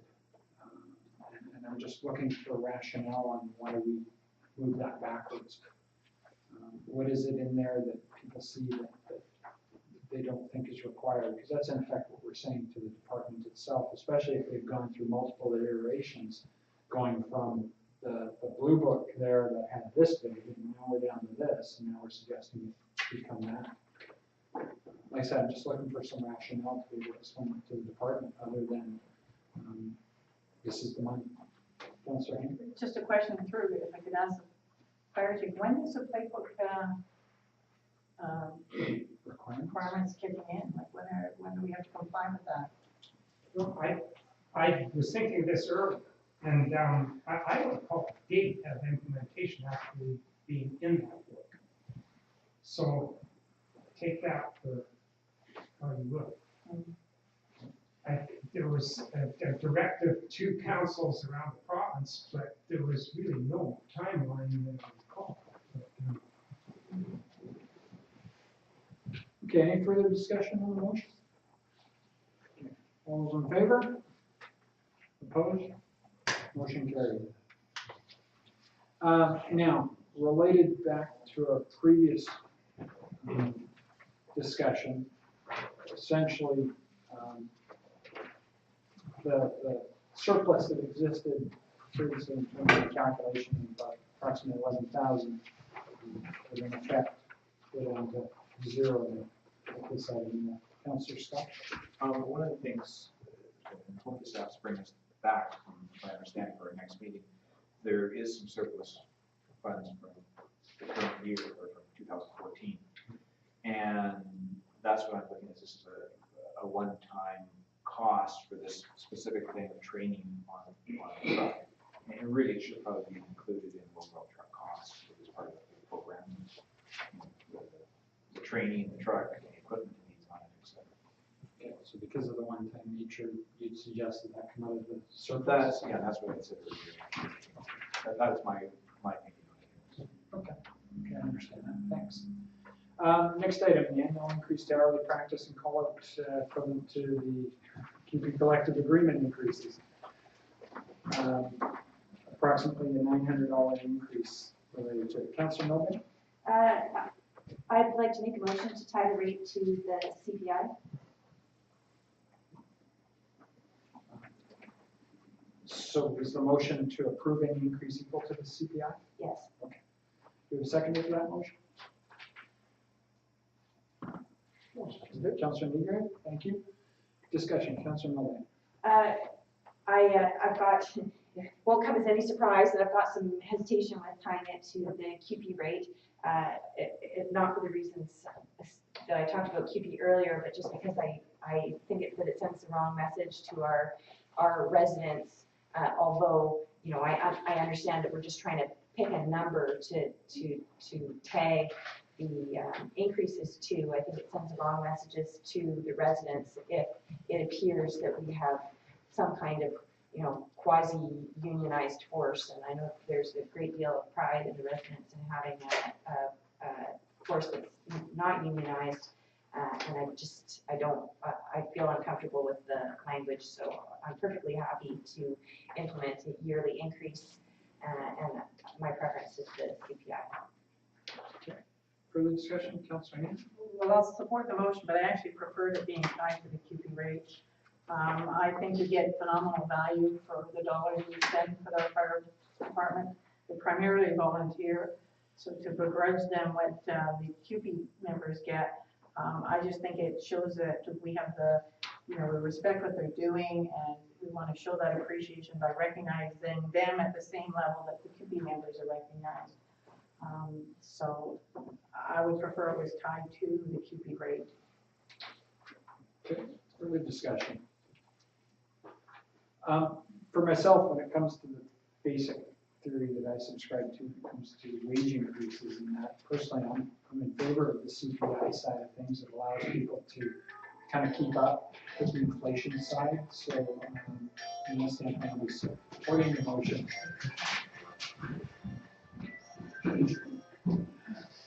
Further discussion? Hearing none, all those in favor of the motion? Motion carried. Sorry, Your Worship, just for clarification, CPI based on where, what month? There's a tendency to use Victoria, Vancouver, month of December, just for. I think it'd be an annual rate, but Councillor Milbank? I hadn't given that any thought. When we refer to CPI in other contexts, which one do we use? Vancouver, month of December. Just for the month? That's right. Don't they do a provincial one, annual? Yeah, actually, they do give it an annualized for each month, and then there's also one that annualizes it from December to December based on each individual month put together. So there's a couple representations, but there is also locational. There's you can get one for Vancouver Island, you get one for Victoria, you can get one for the province, you can get one for Vancouver. So I'm leaning towards annualized provincially, but I don't have any strong opinions. does anybody object to the motion being reflecting annualized provincial? Sorry, just a question. If there is, I never realized there was a resolution on Vancouver Island, but if that's available, is that more meaningful? I've only seen it a few times. I'm not sure if that's part of the, how it's coming up. Okay. Any objection to being annualized BC? Okay, that's okay. That's just kind of a consensus. Good? Answer the question? So this isn't coming out of surplus, so this is, as it says here, a tax increase, correct? It's an ongoing operating thing. It's an ongoing, well, I mean, in terms of it, where it comes from is up to council. Personally, I wasn't going to get into a big discussion of it because it's $900. So I was going to save that discussion for the larger items myself. But it's still applicable, it's an ongoing operating It's cost. an ongoing operating cost. Yeah. Okay, next item, addition to the fire hall for storage, 16,300. In terms of the idea of creating some storage back where the gas pumps used to be, the fuel pumps used to be. Councillor Scott? I just want to make a comment on this. We'll see where it goes. The remaining three items, I would almost like to leave until we have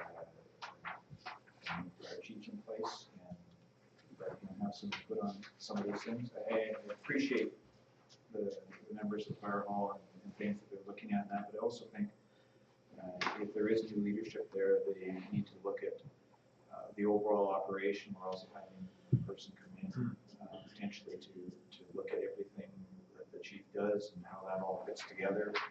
So I think with some of these things, leaving them until we have the new chief in place, maybe first thing to do. Councillor Newgrave, you had your feedback as well, I think? Yeah, I did. I was just going to comment that I see that the first two items there, the fire hall building addition for storage and the 2 thermal imaging cameras are coming from reserves, as I understand. So we're actually not looking at the incremental effect taxation pressure on there for this year. I believe it was made known by the fire department that they've been looking for this extra storage for some time. Also regarding the iPads, I look at that number, $3,500 for 3 iPads. That seems high to me.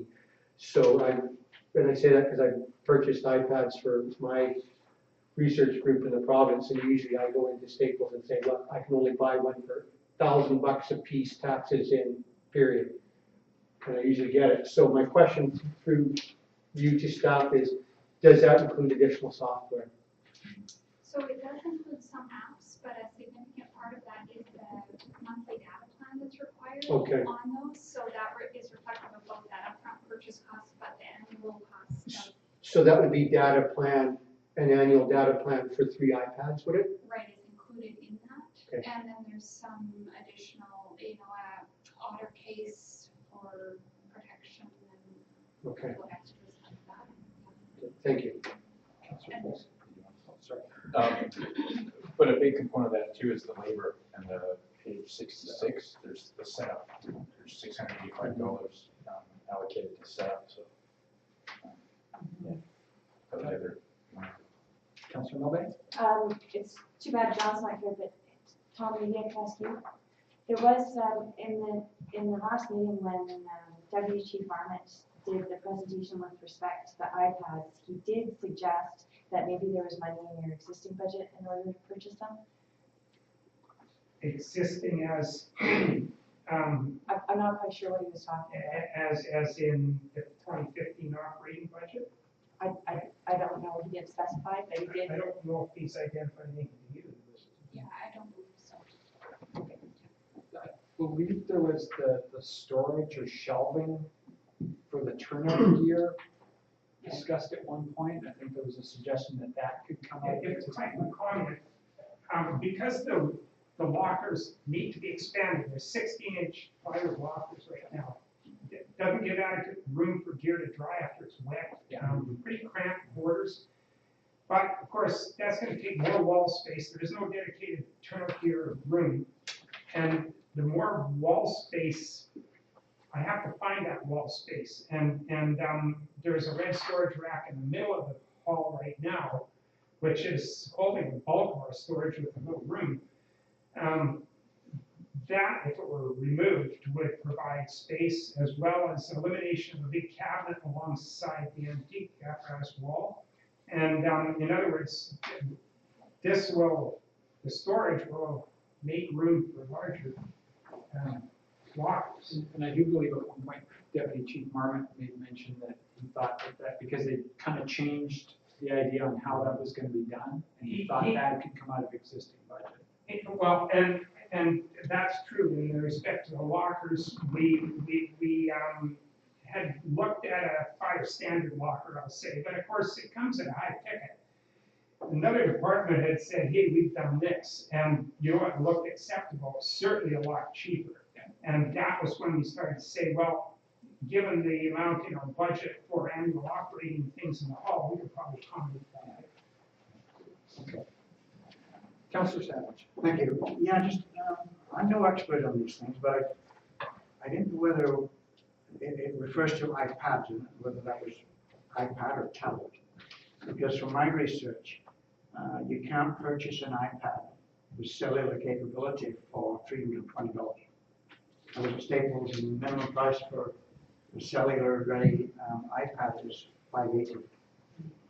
So, you know, you do the math on that in terms of the combined. So the 3,400 becomes 42, plus the 1536 startup. So it, Recognizing Deputy Chief Stop Marmot, sign. back if you want to ask him a question. that was my understanding. It has to be cellular. An iPad has to be cellular ready. Then you get the GPS capability. And the cost I was quoted at Staples was $580. Well, John's been doing all the work on it for me. He got the cost from the police test. So let John give your answer to it. Yes, the iPad do require GPS capability, but that's not what the data plan is for. That's for the GPS is always going to work. This means you get any other data from the internet if you need it, just connectivity with other trucks. the $320 is on a 2-year contract with So TELUS, this is so rather than not- paying full So price. it's not a purchase then? It is a purchase, but because you're agreeing to a 2-year contract, you get a discount on hardware. So you could get the iPads for $800 for the size that we wanted.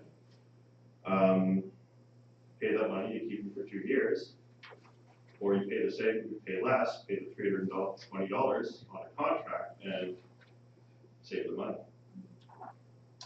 Okay, so been a variety of discussion here. We're on the addition to the fire hall for storage item. What would council like to do? Councilor Hain? So I'll move the fire hall building addition for storage for $16,300. Do you have a second of that? Second by Councilor Colson. Discussion. Note it was to come out of capital reserves. Okay. Councilor Negrave, we're just talking about the addition to the fire hall for storage. There's been a motion to approve it. It's been seconded. Any comments with respect to it? Sounds good. Okay. Hearing nothing further, all those in favor? Opposed? Motion carried. I move the 2 thermal imaging cameras for $22,000 coming out of the capital reserve. Second by Councilor Negrave. Discussion on those? Councilor Savage? Just a question through you to staff.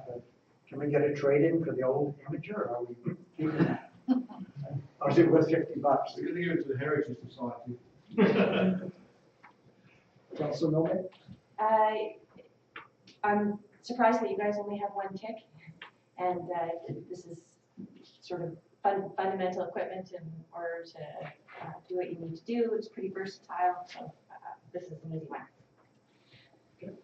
Councilor Negrave? Yeah, I think that the case was made very strongly in the presentation a few weeks ago about the tactical use of this stuff, so it is indeed an easy one to vote on. Okay. Councilor Savage? No, I'm not sure. Okay. Councilor Scott? I still struggle a little bit with it. The reason being is we do have one thermal imaging camera. I know it was explained what the other 2 were used for. One's a backup, and one was for going in, and one was for on the outside. But the thing I do look at is whenever we're buying new equipment like this, we will have 3 cameras now. They do have to be replaced. They are high-tech equipment. Their lifespan tends to be relatively short. It's not a long period of time. So this will be an ongoing cost to the community. I think that's something when we look at any of these items, we have to look at that continual cost of everything new we get. There is a replacement, there is operating costs to it, et cetera, so it becomes an additional cost. I struggle with this, and I don't think I can support the motion. Further discussion. Just question to staff. Recognizing there's a contribution to the equipment reserve and a variety of other reserves through the year. The number that's contributed annually, for example, to fire equipment reserves, what is that based on? So initially that amount of $15,625 was based on specifically the replacement of the SCBA. And we were basing that on the assumption that we would replace every 6 to 8 years, so that's the calculation it was based on. However, recently we have looked at the replacement of those costs and done some new analysis on that. They will be lasting longer, and there's some parts that can be replaced as a set and the secondary part as a set. So that time frame is extended out a little bit. As well as that, there was already some monies in that account, in that equipment reserve. So these, in terms of kind of recalculating what that contribution should be, were council to support kind of the addition of these, that would be taken into, should that annual amount change starting next year in terms of contemplating the replacement of these as well as the SCBA. So we try and look at those costs that are being put aside for. Yeah, I think I would be actually more comfortable with one this year and then one in 2016. For the very reason that Councillor Scott mentioned, what, otherwise there's a limited life. We're going to be replacing two every whatever lifespan they have. At least if we get one now, one next year, then that load is staggered a little bit from year to year. You know, we are increasing the imaging capability by 100% by purchasing one, so.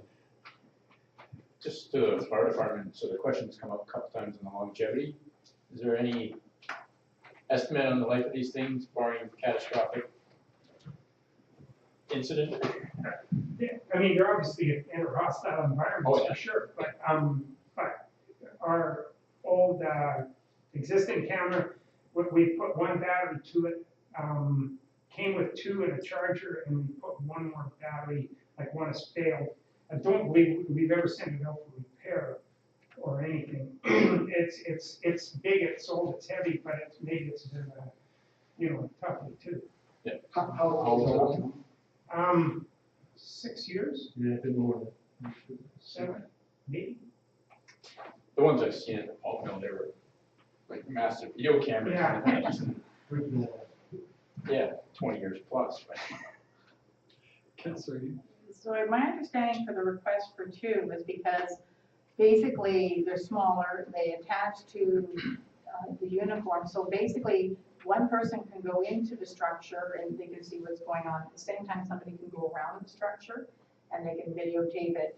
So I thought the whole goal of having two is that you get a better idea of what's going on at the scene without waiting for that second camera to go around the outside. Can I say something? Sure. The reason why I want two is the first team goes in, the attack team goes into the camp. As soon as I commit a team inside a structure, I have to set up a RIT team. A RIT team is a team that will go in and rescue a firefighter that gets injured. So I want that team to have a camera so they can go in and locate that team. So that's my idea why I want two. And plus the fact that, as I mentioned before, both cameras have got videos, they can record everything's going on inside the scene, which gives me evidence when I do my fire investigation, and plus the fact they take the pictures as well. if I could just kind of follow up, John, is the plan to max out at 2, or is there an expectation for more in the future spread amongst the trucks? I would like to get some more next year. Again, thermal imaging cameras are no different than the other equipment we had. We have to do a 5-year or 10-year plan to replace some of this stuff, the same to do the SCBA. So that would be, again, thermal imaging cameras would be on the list of the rest of the stuff that has to be replaced, maybe 5, 10 years. Okay. There's another hand. Councillor Savage, did you have something additional? No, just to reiterate my previous comment, we will have two, one outside and one inside the way. And so, the old one, I was thinking could be replaced next year. So we've got this cycle rather than, both failing at the same time. That was my thinking. Councillor Scott? I can support one camera, but I just, two is, as I say, replacement costs, and if we get 10 years out of it, it's $2,200 a year. If we get 5 years, it's double that. So it's additional costs for, when we're talking about keeping costs down, I think we have to do everything. Any further discussion on the motion? Hearing none, all those in favor of the motion? Opposed? Motion carried. Just as a follow-up to staff, Jenna, you mentioned additional contribution next year. Would it be possible instead for us to calculate it for this year?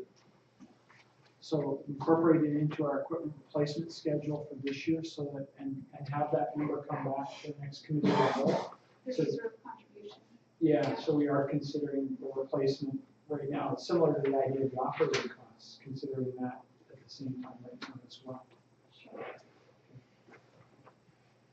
Councillor Hain? So I moved the 3 iPads for $3,512 for the fire department, right now to come out of general taxation. Second, Councillor Coulson. Discussion. Councillor Scott. Again, I appreciate the use of them that, but we are trying to keep costs in check, so I can't support the motion. Councillor Savage? Thank you. Yeah, that's my thinking also. I don't question the need for these things, but, you know, we can't do it all at once. And recognizing that our early decision on budget tonight, I think we need to be careful how we spend our money. Councillor Mulder? I agree with Councillor Savage. This is the one of the ones where, although I fully appreciate the value that this is going to have for the department, and I appreciate the work that you put into researching it, and it's something that I would probably be favorably inclined to look at it if the budget permitted it down the road, or even to make a financial plan amendment later on in the year when we've got a better idea of how some of the other things are going to shake out. This is especially given that it's coming out of operating and that we've given ourselves a very, very small margin in order to work with. This is one of the ones that's unfortunately at this time I'm going to have to vote against. Councillor Hain? I made the motion because I do believe in it. I think the presentation that was done was excellent. And the case you made for being able to have immediately the GPS route, what's at the scene, what all the issues are with regards to fuel or all the other issues, the building plan versus having to go through a book to find out what's going on. I think the case that you made was excellent. In my opinion, it saves seconds, and seconds saves lives, so I think it's very important that we look at this. Yes, it does increase taxation, but I believe we can get the money through reducing other costs in the budget. I still believe there's lots of budgetary slack, so once we go through and we start taking some things out, we can make room for this. And to me, this is a priority because it's about saving lives. Councillor Newgrave, then Councillor Coulson. Thank you.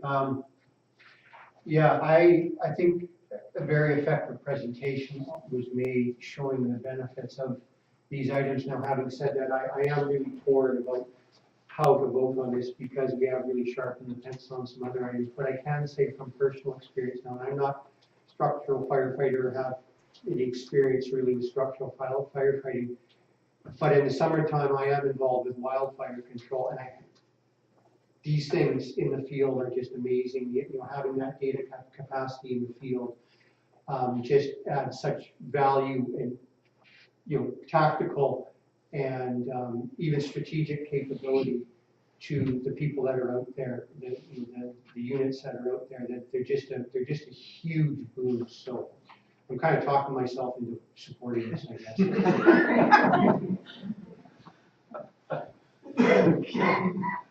Councillor Coulson. Yeah, I support Councillor Hain's comments and Councillor McGarry's. The other feature I like from the presentation, I believe referred to call-out response management. So I think that's a good tool for them to have. I also support this with the notion that savings will come at a later date. Stay tuned. Okay, any further discussion? For myself, recognizing I made the motion previously that the overall tax levy increased to 1.24%. My only proviso in supporting this is that council find some other item to reduce to compensate for that. So personally, I would expect some sort of motion to be made to reduce something right after approval of this, if it is approved. Okay, any further discussion? Hearing none, all those in favor? Opposed? Motion carried. Councillor Hain. Well, you got my attention with your comment about finding somewhere to fund this. And I would like to make the motion that council look at changing the council convention policy. Right now, I believe it's 27,000 in the budget for council conventions, where everyone goes to 2-3 conventions a year. So I think we could move to the policy where a lot of other municipalities limit how many council members go to the various conventions. So I'd actually like to make the motion that we reduce the council convention budget by 10,000. Okay, a seconder for that. Councillor Coulson. Discussion. Councillor Hain. Well, last year this came to light because we were reading in the paper about a number of jurisdictions where small communities, the same size as Lanceville, where they're only sending half of council to a convention because it is a huge cost for a small community. And, you know, we've been very fortunate here. We leave it up to the discretion of council to go. So we budget every year. If I go to our budget here, I think it's 27,000. So 29,450. Yeah, 29,000. Page 35. It's on page, yeah, we budgeted 29,450. And I just think if we could now look at maybe just limiting how many we send, do a rotation, that's what they do at the RDN with regards to the FCM. It's what they do in a lot of the smaller municipalities in the interior. And, basically we put our mouth or whatever, what we're saying, we're cutting costs. Our money where our mouth, our vote is. So that's why I support that this is one of those areas where we can come up with the money to pay for these iPads. Councillor Mulvey? I certainly don't have a problem with the motion, and for myself, I do not go to every event. I believe I did not attend 2 conferences in the last term. I know that some other councillors from time to time do not attend, so the budget figure that has been identified, as far as I can read, we don't spend that much because various council members already, whether it's due to budget concerns or not, already don't attend. I know there are a number of the training exercises at the beginning of this council term, LGLA, and some other events that, the cuff session, that although, I may have found them interesting, I had already been to them, so I didn't think that it would be a prudent use of the district's money for me to go and repeat my attendance. So, I have no difficulty with the motion. I've got some provisos on how we might structure it. I don't know how we would choose who's going to go to what, and I think certainly new council members should have first priority because they're the ones who need the training. But I'm not sure that it's going to create the savings that we expected to create, because certainly in 2014 we didn't spend what was budgeted, and that now goes into the surplus. So I don't want us to get attached to essentially spending the money twice because we've already saved that money. Councillor Degrave, then Councillor Coulson. Yeah, thank you. I'm really delighted to hear the motion because I'm happy to support a move to reduce it, basically internal costs. Certainly, I have no intention of going to all the civic events that are offered. There's a lot of windbags there. And yeah, I think for a small community like that, I think the proposed amount is more than enough. Councillor Coulson. Yeah, I concur. 2012, I've got the actuals that were provided to us at the last cow meeting. 21,500 in 2012 was spent, 24,000 was spent in 2013, 19,500 in 2014. So the 10,000 proposed reduction from where our current plan is, it's not a substantial hit, and I doubt we'll find there's much of an impact in how these functions are actually attended. So I might even be as bold as to suggest that next year we could cut that even further, depending on how this unfolds. I'll be supporting the motion. Councillor Scott.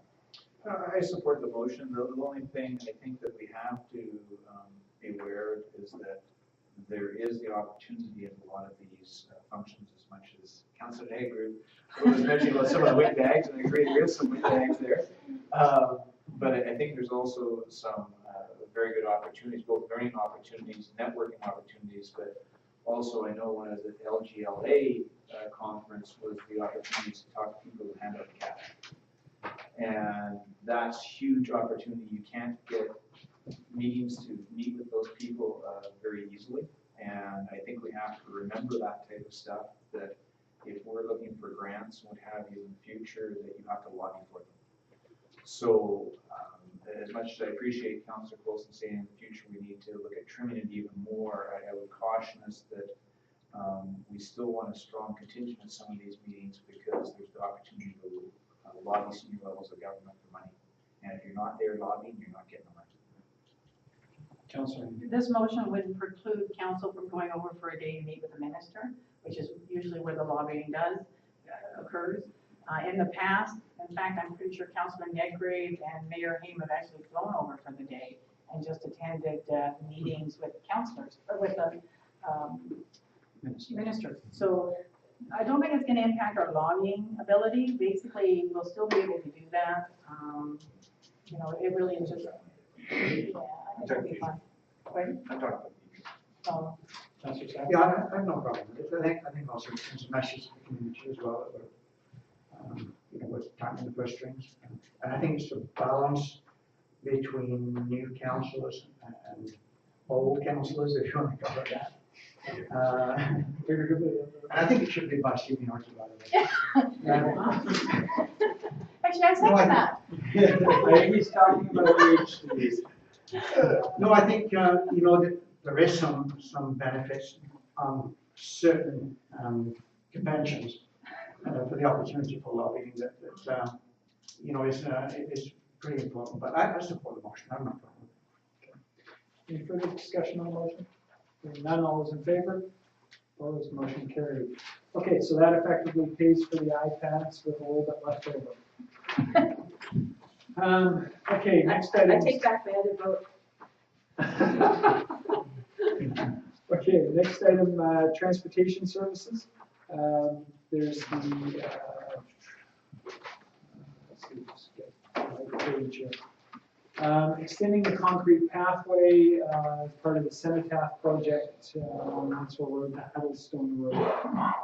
In terms of suggesting net cost of $28,890. The council does something.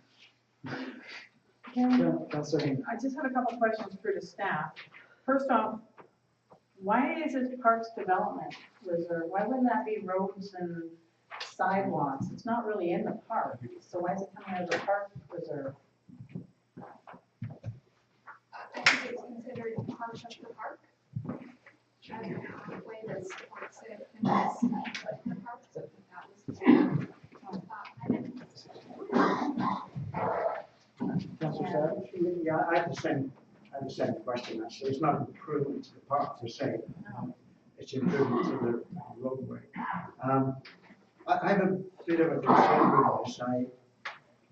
I recall the Legion suggesting, probably informative, that they were actually intent on completing the sidewalk through to Huddlestone Road. That's nothing formal, but you know, it was certainly floating around that. Having said that, I mean, this money's coming from reserve, but I have no problem with it, but I don't necessarily want us to go ahead with it until we've explored all the options. Okay, further discussion. Councilor Scott. I would concur. I think if there's other opportunities, then I think there's a huge rush to have this done. If it doesn't get done this year, I don't think it's a problem. Any further, Councilor Wilson and Councilor Haynes? Yeah, I agree. I struggle with the true need for this. I know there is a need for it, but it kind of floats more into the want category. And it's a lot of money for a concrete walkway for what I think it will ultimately be used for and so forth. So yeah, I prefer to see this one passed on. Councilor Haynes? I agree with the comments made, but one thing, the logistics of this pathway I'm struggling with, because I just don't know how it's tying into Huddlestone, the pole there, so that one's an issue. And the other one, I think this one is a real marketing opportunity, because, you know, one thing we talked about on the Cenotaph Committee is using this as an opportunity to sell bricks again for people who are looking for memorial, just for family members, not for those that are actually in the forces. But just for people who want something to remember their family and their time in Lansville. So I think this is something we can actually use as a marketing thing in the future. We just have to work with the Cenotaph group with regards to it.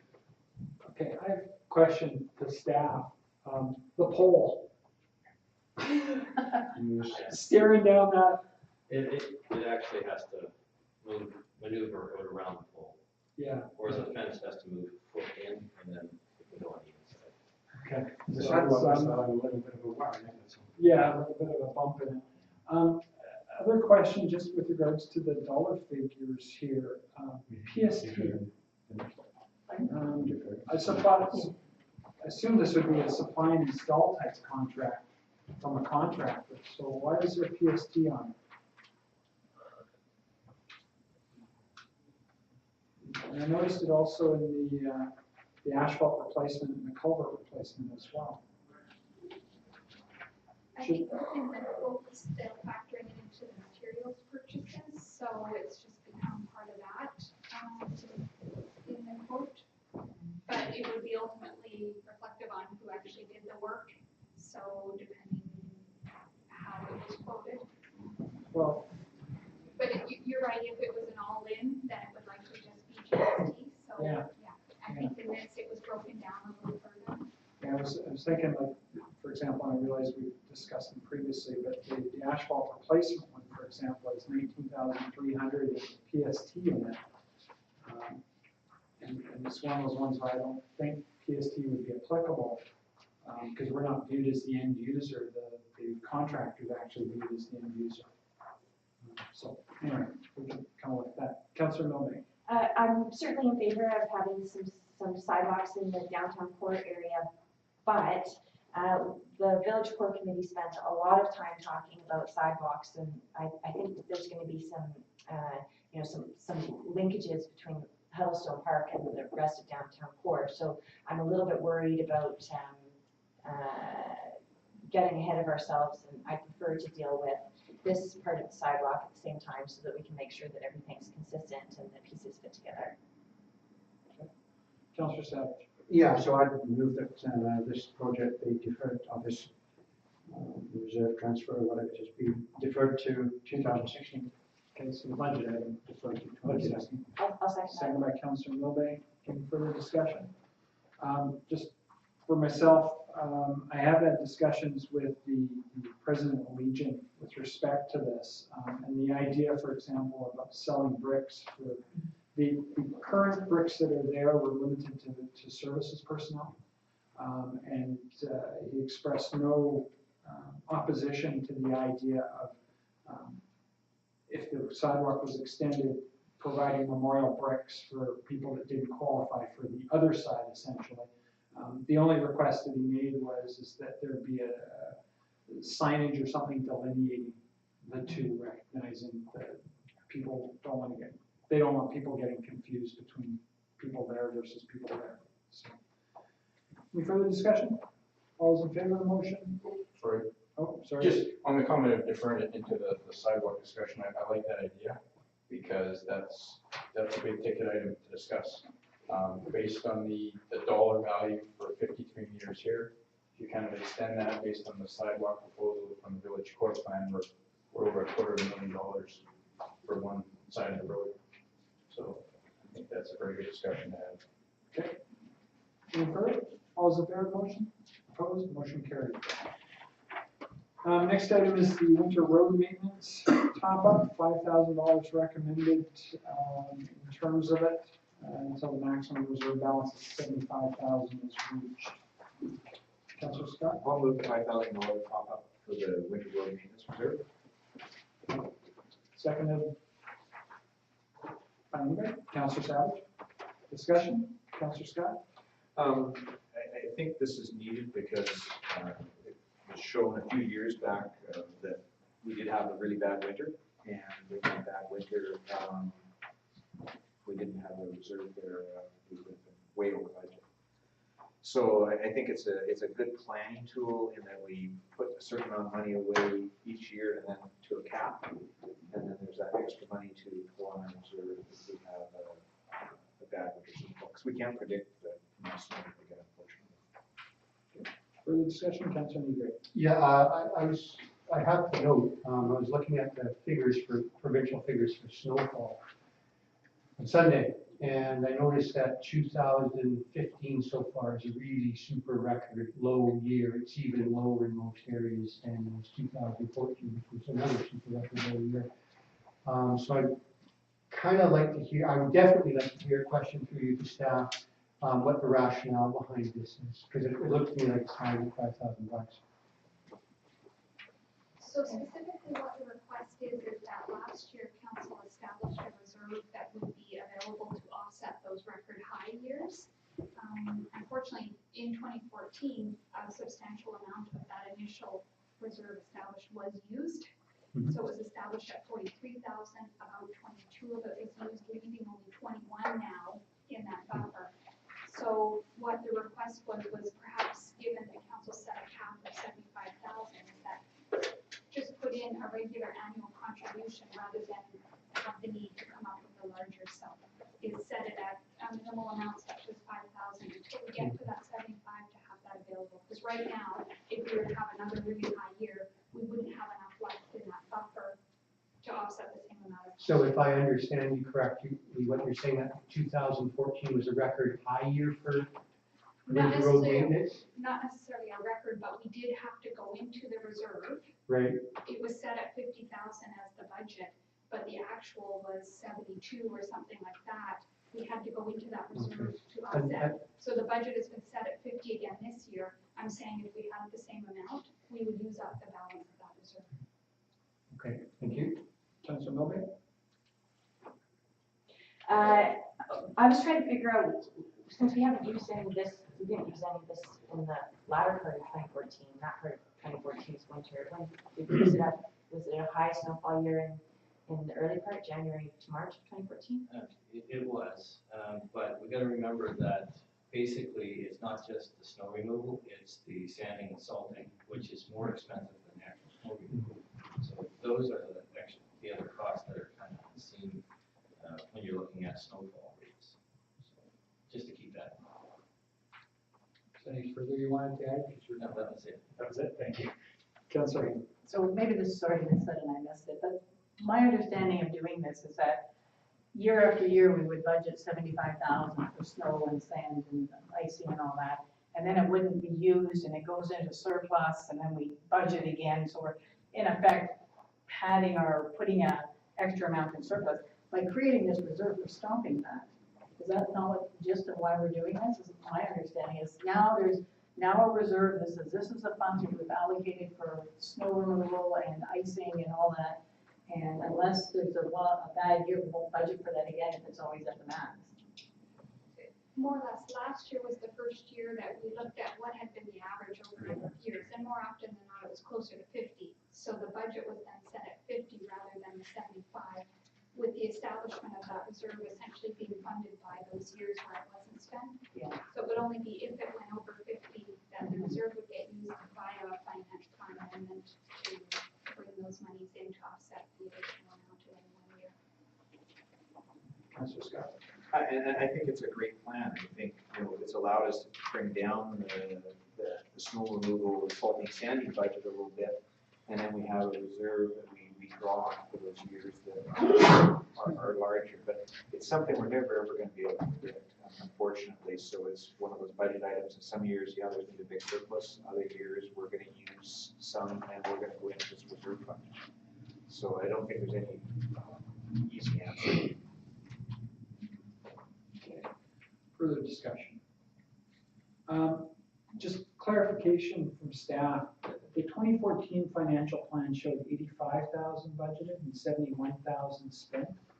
Right, so in the financial plan amendment, it initially started at 50, then we looked at what was actual spending to date at that time, and then looked at historically what had been spent in November and December in prior years, which is how we got to the 85, that's what we expected.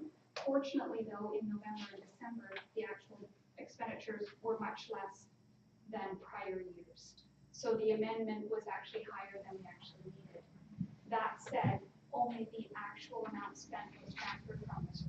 Okay, thank you. Okay. Any further? All those in favor? Opposed? Motion carried. Question, Councillor McGee? Reason? I'm just curious.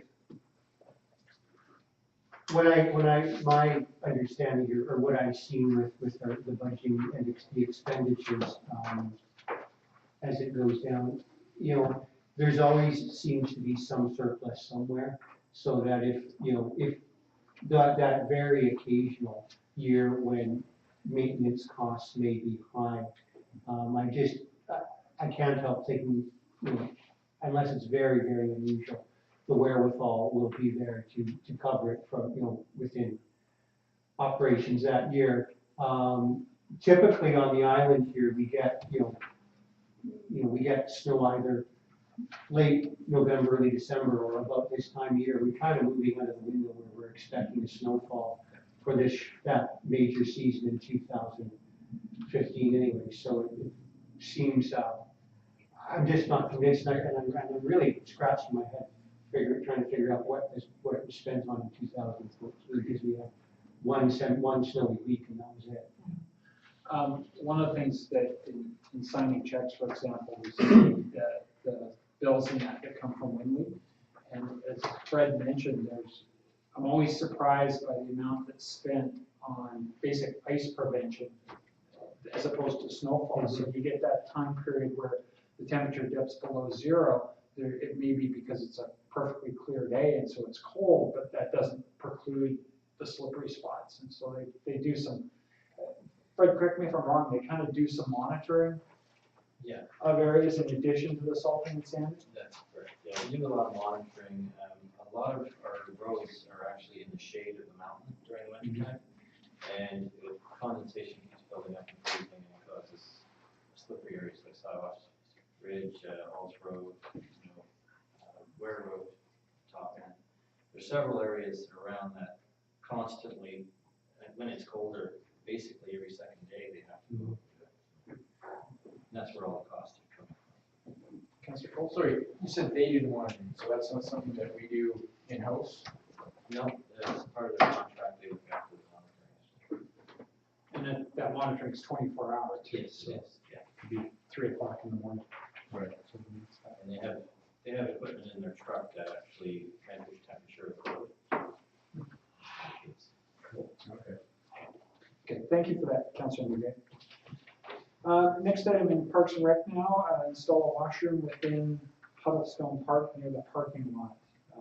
37,450 out of capital. Councilor Hank. Can I just speak generally to the Parks and Rec budget first? Sure. Okay. So just generally speaking to it, and the list is on page 72. A couple things. I'm surprised some of this stuff is on the special request list because a number of them were carry forwards from January 19, 2015. So they've already been taxed. So I can go through the list. Well, the direction at the last committee of the whole was to bring all of these forward in this format. Yeah, I know, but the way you set it out is we're in essence taxing again for a number of these initiatives. So I'm a little confused by that. At the January 19th meeting, we had $65,285 in carry forwards for the Parks and Rec projects. The Huddlestone Park wasn't an initiative of the Parks and Rec Commission, that actually just came from council. Okay. I know. Are you talking generally or specific items? Because if you're talking specific items, we should. Yeah, but I can go through each of them, but basically, I'm a little confused as how that, so is that carry forward just falling off the table, is that what we're saying, or? So I'll just refer the committee to the paragraph in the middle of the page on page 26. Yeah. So what that describes is some of the funding sources that would be available for Parks and Rec initiatives. So not to presume how the carry forward might get applied to these, it could get applied to the trail construction, it might be applied to the smaller items. So just showing kind of generally, there's 3 of them that are more capital in nature than the others, and there are others that are more of either small number or more operating in nature. However, it's completely the committee's discretion as to how they apply or don't apply to fund those, whether through the carry forward, through reserves, through DCCs. So in as much as if the carry forward got applied to, say, construction of the 2 significant projects, then there would need to be an increase in taxation to fund the others. However, if you use the carry forward to fund those, then, so there's a number of combinations and permutations, which is why I provided that in the report on page 26 as to the alternatives. Just kind of a follow-up to that, just clarification on page 34 of the agenda. There's a line in carry forward from prior surplus that says Parks and Trails Plan $40,000. So is that out of the 65 or the? So that was how it was initially presented in the first two drafts. Okay. Then when there was further discussion of how those carry forwards should be handled with respect to the carry forward report, the committee direction was, can we bring those forward in a similar format as the special requests? That said, there is 42,000 already included in the budget, which was as presented in the 2014 financial plan, which is offset by carry forward. Because that's how it was presented in the 2014 financial plan. So this will be amended based on the committee's direction tonight. I just didn't presume to change those first two drafts based on the request for more information. No, and I understand that, but I guess what funding is currently in the budget for Parks and Rec? There's just 40,500 of carry forward is already reflected in here in the current draft. Where would I see the 40,500? It's included in, so on page 34, Yeah. there's Parks and Trails plan of 40,000. Yeah. Oh, and then there's 10, is 10.5 part of the 43,274? Sorry, I said 40,500, it's only 40,000, not 40,500. Okay. Just again, while we're on the page, the Yep. 10,500 that's going across for 16, 17, 18, 19? Oh, yes, that relates to 2 insurance deductibles Oh, okay. that we just carry forward each year. If those come up, they're not retaxed each year for those amounts. Okay, okay, thank you. Councillor Scott. Just a question through the staff. We have, just so I'm clear, I'm not an accountant, so you have to bear with me. We have, shown on page 26, we have $65,285 carry forward. But we're also talking 40,000, which is shown, I assume that's a Parks and Trails plan item on under 2015 on page 34. Right, Is that 40,000 part of the 65,000? it is, yeah. So in essence, the 40,000 is in the budget and 25,000 is outside of the budget. Is that correct? Sitting in surplus. Right, so the additional amount relates to amounts from 2014 that were unspent. Right. The 40,000 that was already included in 2015 was as in last year's plan. So still looking for direction on whether council wants to carry forward those unfinished projects from 2014 into subsequent years. Councillor Haynes. So sorry, where did the 40 come from? It was in the previous financial plan. Yeah, Correct. so in 2013, council re-looked at allocating all of those amounts that were in that very significant carry forward, and 2015 was allocated those amounts related to those projects. That's what's been in the plan for the last couple of years. So then, just so I'm clear, so we're saying that the 40 is from 2013 and technically it should be 65 from 2014. No, the 40 is within the 65 Why isn't that showing as 65? because the 25 is the 2014 unspent. So council had not yet given direction on whether those projects should be carried forward and still done, or whether they should just be left unfinished and not funded again. Clear? Where's mine? Councillor Goldberg. As I understand it, and Jenna has talked to me more about this subject than probably anything else, the 40,000 is what was reflected as carry forward in the 2014 budget, but it was the carry forward allocation for 2015. So we spread the carry forwards out over the future, some of which we allocated to 2015, which is this year. It's in the 2015 budget, we're talking about it now, because in previous years, we spread them out. There's my recollection was 140,000 carry forward, and we looked at it and we allocated it to specific years. So this was, 40,000 was the amount of carry forward money for specific projects that we allocated to 2015. And then in addition to that, there is the carry forward allocation that we made for 2014. So this is when we're spreading out this large number, we allocated an amount for 2014. Those projects got worked on, some of them completed, and now there's 25 left over. So in total, we have a global amount for 2015 of 65,000 in carry forward. Some of it from 2014, that's 25,000. Some of it we allocated to 2015 for projects that have not yet been started. That's the way that I understand it.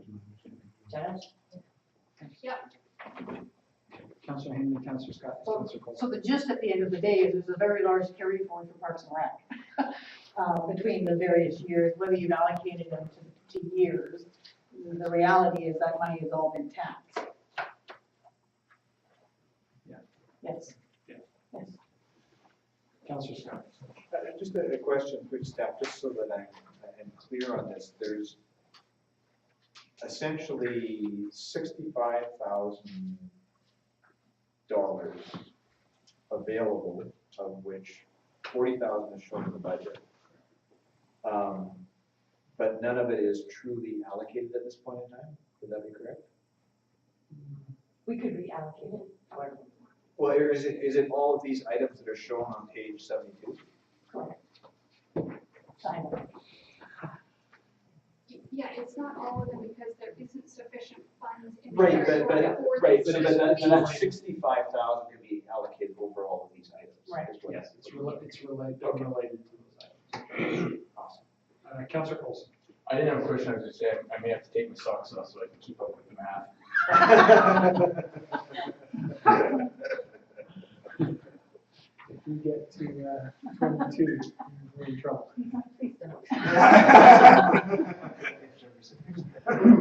Okay, Councillor Savage. Thank you. The whole issue of parks and the separate budgets is a little convoluted. The DCC for parks and open space is quite specific. That bylaw should speak to specific projects. And so my question through to staff is, are any of the projects on page 72, do they show up in the DCC bylaw? Yes, specifically, for example, the washrooms, playground equipment, trails, waterfront. So yes. So, assuming there's money in the DCC, which there isn't an awful lot, 58 grand, technically some of those projects should be funded from the DCC budget. They could be, yes. Well, they should be. I think if those DCCs have been collected from new development activity, then it has to be spent for those particular projects. Sorry, could you repeat that list of funds first? It includes the Cobblestone Park washroom, for example. It would apply to playground equipment. It would apply to trails and the waterfront protection withdrawals for that as well. Councillor Savage. Sorry, I have a follow-up question. So, it's actually through to Councillor Hain. So Wilson Road, that's the one on Maxwell Road there opposite the, there's no access to the beach there. No, it's Is a it cliff. looked at? It's a, yeah. I bet. Does that show up in the Parks Master Plan? Yes. It does. And it's a road, it's a right of way then. And the cost is so low Yes, because, it's 12 bucks. well, it's pretty much clear right now. Someone's using that area. So my second question, if I may, number 9 there on page 72. Yes. Couldn't that be a road maintenance? It really is. Yeah. That came out of the It historical doesn't, it society. says it's a resolve road end cleanup, which doesn't infer a trail or a walkway to me. It's just. Correct. Just, again, it's only $1,000, Yeah. but it's $1,000. But when it comes to it, I mean, there's kind of a separation there of roadway to, I'm gonna call it park. In the road end, I think there's a bench there, is there not? There's a bench there, there's the rock there, that sort of thing. Recognizing again, it's only $1,000, but is it meant to be expended on fixing the road access to it or fixing the rock and the bench? Actually, it's just to be dealt with paving the blackberries and general appearance down there. It really has nothing to do with either the road or the bench. Oh, yeah, the blackberries on the road right away, correct? Yeah. Okay. Councillor Benigre. Thank you.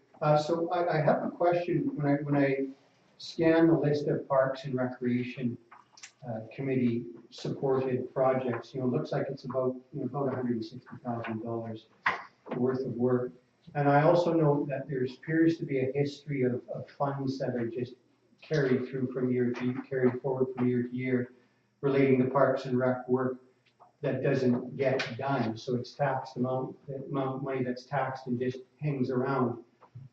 The other thing I have to notice is there's a number of small, and I would call these small and medium-sized projects here. And I know from my own experience delivering this type of work that a small project or a medium project can take about as much administration and staff time as a big one.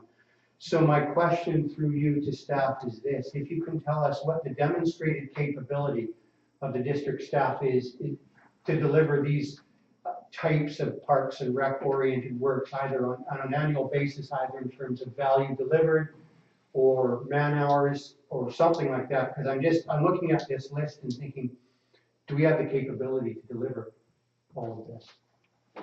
Question to staff? So in the past, the council has allowed staff time to carry these projects out based on staff availability and timing. In cases where we can contract out the works, we take advantage of that. So that's how it's been done in the past. I'm not sure if Fred wants to talk more so about this specific list. I know, and Councillor Haynes can comment on this further, the Rotary Park, I believe they'd be looking at some volunteers to establish that mountain bike skills park, for example. I understand that some volunteers would be utilized for the woodlot trails. Huddlestone Park specifically, that would be some work required under contract. And as I say, Fred can elaborate further on some of those items. Yeah, I think for the most part, it's a replacement or just modification of the existing parks. So as far as maintenance goes, there's not a big increase. The only increase we'll see is the trails for the woodlot, which the Rec Commission has indicated they'll use a lot of volunteer work for that as well. So we're not anticipating a huge amount. We're anticipating some, but we should be able to work it into our schedule. Okay, so if I was to rephrase that and say, if we were to give you the $160,000, really you'd spend it. I would spend it. Yeah, on complete these works. There's a high probability that that would happen. Given direction, if that's what council wishes. Thank you. Councillor Haynes and Councillor Sadler. First up, there's an error on this list. Number 7 should say 3,500, not 35,000. And even that, we question whether that's really a Parks and Rec initiative. It really is more of a council initiative. It's really outside the scope of what we do. Yeah. I would agree with that. That really shouldn't be on our list. It actually got there because of a previous commission member who was passionate about that issue. So, that one, we don't have that person on the Parks and Rec Commission anymore, and no one is taking that up. So, again, that's one, I don't see that as a real priority that we're going to accomplish this year at all. The two that are passionate for the commission members, and they have been working quite diligently on for the last 3 years, is the woodlot trails, which now there will be a report coming to council at the next council meeting where the province has agreed to an agreement with the community to enter into trails up in the woodlot. So that's a huge initiative that we've been working on for a long time that's now coming to fruition. And then the other one is the Rotary Park Mountain Bike Skills Park, because the feedback that the commission members have been able to obtain quite extensively is that there is an interest to move that forward. And we do have interested groups that are willing to work with us, but we have to sort of get the ball rolling. The Rotary has expressed an interest to work with us. So I'm anticipating that cost to come down, but this is the cost from a group in South Nanaimo that did the same thing. So that's where our pricing has come from. The playground equipment is strictly a byproduct of the municipal insurance. They've said we have to replace it. So the other ones are all small projects. those are the two key ones for the commission members this year that they would like to really get moving on, and I think they will keep them fairly busy, because they are anticipating using a lot of volunteer labor. There's a huge hiking group in this community, and had a lot of expressions of interest to maintain the woodlot trails. So I think those are things that people are looking forward to. Councillor Savage. Yeah, thanks. Item number 10 there, Owen Road, construction of a trail in the right of way. That's through a fairly large piece of undeveloped land, developable land sometime in the future. And that's a fairly big ticket item, 33 grand. I would think that should be low on the priority list, thinking that if we get some land development activity within the next 2, 3, 5, 10 years, then that could be a requirement of a developer to construct that trail. That was our lowest priority. Yeah. Okay, Councillor Scott, I believe Councillor Coulson, and Councillor Noble. Just going through, I guess, we have a lot of money in our parks capital budgets. There's, I'm gonna say $600,000 or so. I mean, there's lots of money, and again, I think we shouldn't be holding on to this money. We should be, I mean, obviously have some reserves, but we need to spend it, not just sit on money, because taxpayers have paid it. But the thing I would like to see with the first two items is, the first one I agree with, but I would like to see the Parks and Rec Commission go through their implementation plan that they've laid out here, because I think it's an awesome implementation plan. And what I would like to see them do is come back after they've done their implementation plan and we do a budget amendment for those two items, because I think we need to go out and consult with the public, have some public open houses and what have you, and then we can determine if the amounts are sufficient. They may not be enough, they may be too much, I'm not sure. But I think we could have a lot better accuracy on the numbers and do a budget update at that point in time. And I would support doing that. The woodlot trails, I think we should look at proceeding with that, as again with some of the parks signage and those types of things. I agree the waterfront protection initiative shouldn't be in this budget because it's Parks and Recreation Commission. It's not Parks, Recreation and Environment Commission. And I looked at the terms of reference for the commission. It doesn't really fit in the actual terms of reference. So I think that's something the council should deal with independently. A question through to staff regarding the Huddlestone Park washroom. I talked to some mothers of young kids that use Huddlestone on a regular basis. They don't like the existing washroom. Matter of fact, they won't take their kids in it. So it's obviously an issue down there. They said actually porta potties are probably better, but of course obviously we have to pay rental on them. Couple of things with the washroom, and I'll list them and let you answer it. Opening and closing, annual costs for maintenance, because obviously somebody has to keep it clean, and how we plan on doing that. You know, somebody's gonna check it daily or whatever. And the third thing is, if we do put it in there, is there opportunity to put a larger electrical service in there to provide electricity to the park for such things like Minetown Days and that type of thing? Okay, for the first question, the lock, actually what was looked at was timer lock, because we were also looking at solar power for the lights, so the timer on the door locking mechanism, where the outside knob locks automatically at a certain time, but you can get out at any time. So, right. One way. And sorry, that's lost in your second question. Operational costs. Operational. Yeah, the cleaning, and it's kind of offset by the cost that we have now existing. There's 1,500 if you see into page 73, kind of talks about the reduction in outdoors rental costs.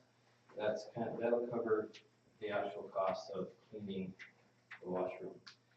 Mostly, I guess, for the most part, during the summer months is when it's highly used. The winter time, and very, very few times you have to go in, maybe once a week, just to look at it and clean it if it needs it, but for the most part, that would be it. So it takes about 15 minutes to fully clean a washroom of the size that's kind of, let's go through here.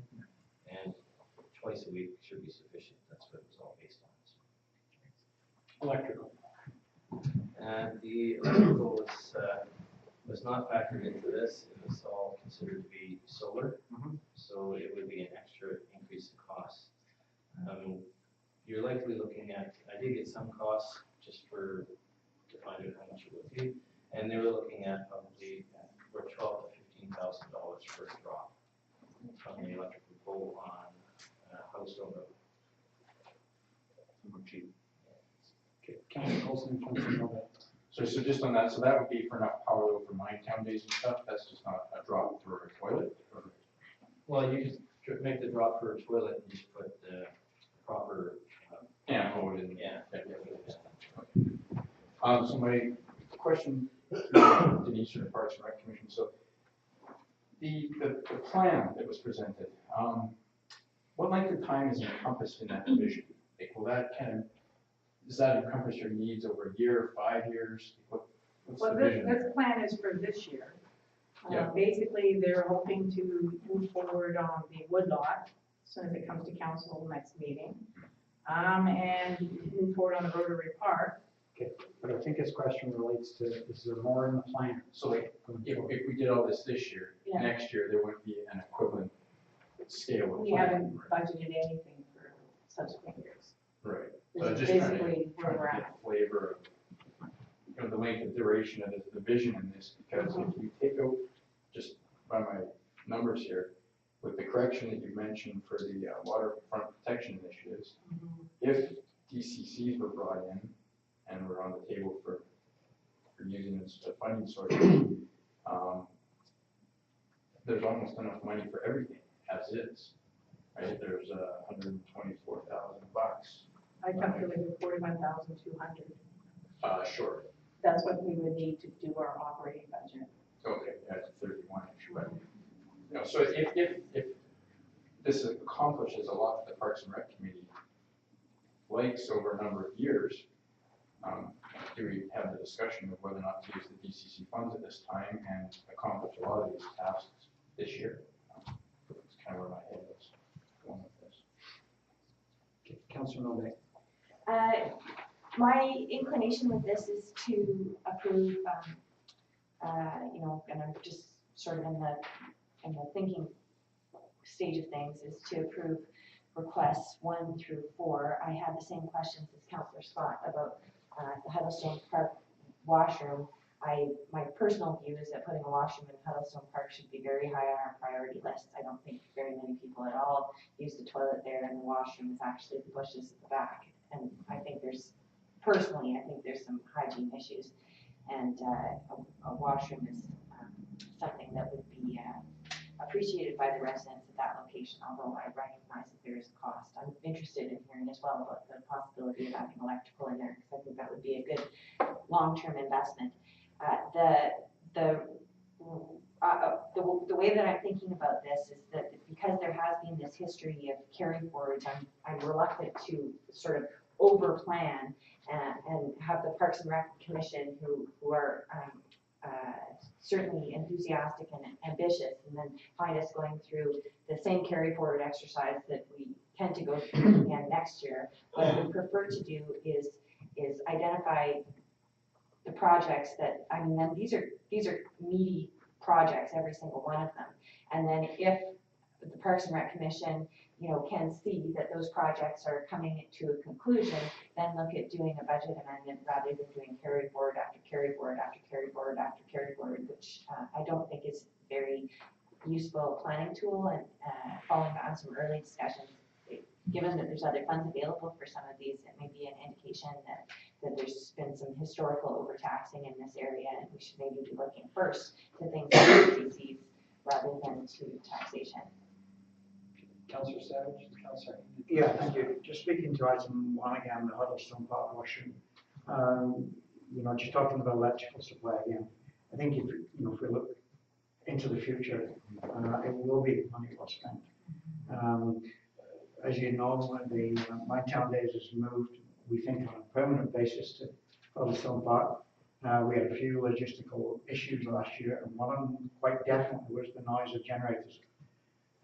We rent our big steel and borrow generators, and they're noisy, and it was definitely a concern last year. So, getting electrical supply into Featherstone Park will be a benefit, first to mine town days, but it also opens up the opportunity for concerts in the park, all kinds of things in the future. When we talk about, Mr. Spears mentioned like 12 to 15,000, that in the budget right now is the cost of solar, so maybe there's a couple of $3,000 there, I don't know. But there's an item there, so if we don't do the solar and we put in the electrical, there's a bit of a trade-off there in cost. But I think it's a good long-term investment to put power into the park. We've kind of kicked a bunch of these things around, done anything, so actually, we'll go Councillor Hain, then Councillor Scott, then Councillor Meagher. Well, let's just start going through this. So I'll move the Huddlestone Park washroom. We approve it with the addition of the power to come out of the DCC budget. Seconded by Councillor Meagher. Discussion? Councillor Just Hain? very brief, it's been said before, the addition of power is a huge thing. We do want to start theaters in the park. We also know the Legion is interested in hosting more events, so this is something that will really bring more activity to the park. Councillor Scott? Just with the Huddlestone Park washroom, a question through to staff. We were looking at using solar powered whatever's in the washroom. With the advent of putting power in there, we obviously then don't have to do the solar power thing, which is probably some cost savings. Question is, would it be possible then to, still looking at the green side of things, look at LED lighting for in there? And then the other thing is, it may be an idea to have power set up so that we have a heater of some sort in there, so that we keep it at a minimum temperature. I'm thinking in the wintertime, if it gets down to freezing temperatures, even though it's a building that's, it has to get down quite a bit below zero before it freezes, that it might still be an idea to have a minimal amount of heat in there and also keeps dampness out and prevents mold and stuff like that, even if you keep it at, 10 degrees Celsius or something like that. Councillor Meagher. Yeah, just, I'm inclined to support the motion. I think getting power into the park will be very significant in terms of, making better use of the park. Okay, Councillor Coulson? I'll reluctantly support this one. I find it perverse that we're gonna spend more money on a washroom in the park than we're gonna spend on equipment for a park.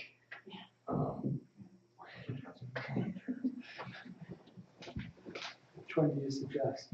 Decrease the size of the washroom or increase the playground equipment? Okay.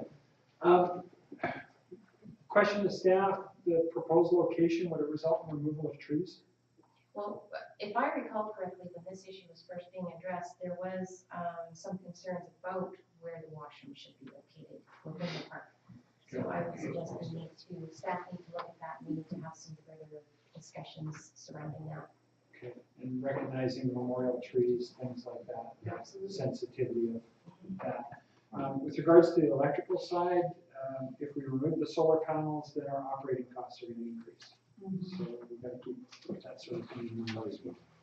Well, LED, but there's still more coming. That's just a question of scale. What was Councillor Coulson? brick frame building? What was the construction? Concrete, precast concrete. Precast concrete, okay. So keeping it at 10, that's gonna be a bit of a pricey bill too for doing that. Okay. Any further discussion of the motion? Okay. All those in favor? Opposed? Motion carried. Just a quick question to staff, recognizing the DCC eligibility. Do we need to give direction with respect to where those funds would come from? No, right now it's a recommendation from the committee to council that it be funded from DCCs. Okay. So that's fine at this point. Okay, thank you. I move we approve the playground equipment for Rotary Park to approximately 37,000 to come out of the DCC budget. Councillor Hain, second by Councillor Newgrave, discussion. Councillor Hain and Councillor Scott. So this is based on our research to date, based on playground equipment for that age group of 5 to 12. These numbers are just, the intent with the commission members was to get something before council to see if there's an appetite to move this step forward. Because we've been here before and then it gets here and it gets rejected. So they want to make sure their time's being well used. So this number will probably be a little bit less, but it's something out there. Councillor Scott. Two things. First off, we don't have enough in our DCC budget, I don't believe, to do both these projects at DCCs. We have the number quoted as 58 or something? No, yeah, you have 58,813, those two projects total 74. So I can't part of So it would be a portion, like some from. 21.3 remains. So there's that item. The other thing is, as I said earlier, I would like to see the Parks and Rec Commission, I support the project, I don't have an issue with the project. I would like to see them go through their implementation plan, because I think it's awesome, it's well laid out, it's got some great things in there, and I think we need to go through that process and then do an interim update of the budget. I have no problem approving at that point in time, but we'll know what the costs are, we'll know what the public wants, and we'll have done all of that stuff. I think we've got a little bit of cart before the horse here. I don't have any problem doing a budget amendment. The question through the staff. Jeff, there's no problem in doing a budget amendment mid-year for this, or Twilight? There isn't, as long as it's coming out of reserves. Yeah, it's out of reserves, so there's no issue there. So I would prefer to see it go through the implementation rather than approve an amount and the amount be wrong and then have to go back and approve it anyways. So do it twice. Councillor Savage. Yeah, my only question was on item 2 that, the playground equipment being funded by reserve, not DCC. I don't think, I'm not sure, I don't think the DCC bylaw is specific to that piece of playground equipment. No, and I was going to suggest a friendly amendment because I believe the motion specifically identified DCC. And in terms of that, DCC or reserve appropriately. Is that all right? Yes, Everyone thank you. second? Okay. You good with that, Judy? I got from DCC budget or Parks and Recreation asset. Thank you. Further discussion. From my standpoint, the idea of putting it in the budget itself does indicate to the Parks and Rec Commission that there's an expectation of going forward with it this year. Whether we amend it later to include the whole thing or amend it later to include any adjustment, be it up or down with respect to it, we still end up with an amendment itself. But so from my standpoint, the show of intent is important to the individuals. Councillor Scott? And I understand that. So could I suggest a friendly amendment? Subject to the implementation plan? I think we've done most of that already, but sure. Okay. But how about if we do that as an actual amendment? Yeah. Sure. Okay, just to get it on the record. Okay. Because we've already made kind of a friendly amendment to it. I make an amendment to the motion that the PRC completes the implementation plan as per their February 10th minutes. Okay, do we have a second to that? Councillor Savage? Discussion? On the amendment. Councillor Just Scott? like I'm seeing in the amendment here that they're having things like actually choosing the theme. So it's talking about engaging a town hall meeting. So I assume that's for all of the public, and have them have some input into things like the theme as to what is going to go in there. And I think some of that stuff's going to factor into what the potential costs are. So I just want to make sure that the public's fully involved in this. We're fully open with them, and there's an actual full meeting that they can be involved in. Okay. Further discussion on the amendment? Hearing none, all. So just for the minute taker, so it's that the motion on the floor is amended by adding the words subject to the. Yeah. Any further discussion? Hearing none, all those in favor of the amendment? Opposed, motion carried. Back to the original motion as amended. Any further discussion? Councilor Haynes? Just a quick comment. Really what we're doing here is no different than what we're doing with regards to the water reservoir and everything else. We're putting a number in the budget so that people see we are going to move forward with it. Any further? Hearing none. All those in favor? Opposed, motion carried. Okay, Rotary Park Mountain Bike Skills Park. So I move that council approve, subject to the implementation plan, that we approve the 39,000 for the Rotary Park Mountain Bike Skills Park to come out of capital. Second by Councilor Colson. Discussion. Councilor Haynes? Just for the benefit of Councilor Scott, we've actually had quite a bit of input on this one already, and it's been fairly well received. So I think this is something a lot of the community is looking forward to. Something different. Further discussion. I just have a question to Councilor Hain. Involvement when it comes to the Parks and Rec Commission, effectively we've got Huddlestone Park, we've got playground equipment, now we've got Rotary Park itself. Capability wise? These are all Rotary Park initiatives. The playground is Rotary, and the mountain bike park is Rotary. Separate. There's also the Huddlestone. Yeah, but that's really not us. That's really how it works. Okay. Okay. So in terms of that and attempting to address the concern with regards to carry forwards, the expectation is that those can be completed? Yes. Okay. Within our capabilities? Yes. Okay. Any further on the motion? Hearing none. All those in favor? Opposed? Motion carried. I move that council approve the Woodlawn Trails Initiative for $9,000. Hang on. I exempt myself. Oh, sorry. You could have been our spokesman. Yeah. It's for the public, but I was trying to. Employee relationship problems. Yeah. It's because we're the night. Okay. Okay, so the Woodlock Copley Ridge Trails, now if you want to make it, Councilor Hain. So I move that we approve the Woodlawn Trail Initiative for $9,000 to come out of the carry forward. Okay. Okay. Seconder. Okay, Councilor Savage. That was the second? Yes. Okay, thank you. Discussion, Councilor Hain. So again, very brief, this is coming forward to council. The agreement has been approved. We're working on getting the final approvals. And this is something that I think, again, the commission members are very excited on. There's been a number of them working on it quite diligently for quite a while. Councilor Scott? As much as we put lots of trails in, I keep on hearing from people, they love it and they would like more trails, so I support the motion.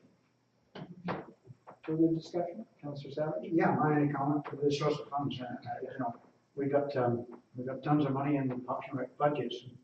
I think that's where the money should come from. From Parks Reserve. Or it comes from DCC. Hang on. From carry forwards. Carry forward. I believe is what the motion was. So it's not a capital item? It's all. Further discussion? Don't answer my question. I guess it could be DCC. Well, no, hang on, we've spent the DCC. Oh, Yeah, we kind of have. Oh, okay, I'll This say. is accounting, and so when we get a full picture of what the items are, Yeah. in the next meeting, we can move around the Funding specific sources. funding sources. My only question is the notation there, the consequences of not funding, gone through discussions with regards to the provincial government. If there's no intent to do anything, was that what would present us or prevent us from executing the agreement itself? We wouldn't be able to meet the obligations of the agreement if we didn't move forward. What's the obligation within the agreement? To establish trails, maintaining, danger trees, assessment, removal, things like that. Oh, okay, okay, thank you. Any further discussion? None, all those in favor? Opposed, motion carried. I'm gonna. Councilor, you go back.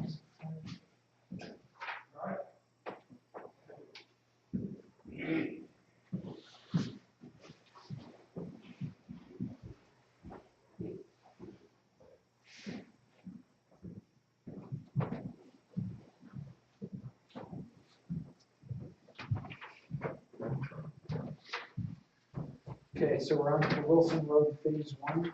I move Wilson Road Phase 1 for $1,200 from the carry forward amounts. Seconded by Councillor Coulson. Discussion? This is really just opening up another viewpoint for residents along Lansville Road. It'll have a bench, it'll basically connect it where people can walk and stop and have a break and look out at the ocean. And this one's very easy because it's pretty much wide open, other than we have to talk to the property owner. Yeah, and so this is gonna take a little bit of time, but it shouldn't be too hard to move forward on the bench part and get some of it done. Councillor Savage? So my own question, again, is the source of funding. You know, we got tons of money in the parks budgets, and we should be spending some of that money. And I prefer it to come out of park reserve. Okay. Wasn't that emotional from carry forwards? Yeah. Yeah, let's differentiate here though. There's a bucket line legal parks reserve. There's the 65,000 number that was represented as a carry. Like Councillor Scott said earlier, $600,000. That's money that's been taxed, and I think the community would like to see that money spent. Yeah, that's the carry forward piece, 65,000. Councillor Scott? No, but you study. A question through the staff. I believe if we use $5,000 as the cutoff for capital versus sort of operating, is that correct? It's 10. 10,000. So obviously a lot of these things are smaller items, so that's probably the reason why they're more operating. That'd be a correct assumption. Is it possible then to lump a bunch of them together, and we'll call it, for argument's sake, parks and recreation miscellaneous, and then include a bunch of these things and then put it in capital item, or reserves? So there's a distinction between council can choose to fund a small trail out of capital reserves. Yes. It's just that for our accounting purposes, it wouldn't be capitalized in our tangible capital assets. Okay. So that's really what our policy, that $10,000 is really about what gets added on the balance sheet versus the income statement. Gotcha. But So we can council still, could choose to still fund it out of reserves. okay, Yeah. awesome. Councillor Moulay? As I indicated earlier, I think this is probably, unless I hear something convincing where I'm going to start opposing the motions.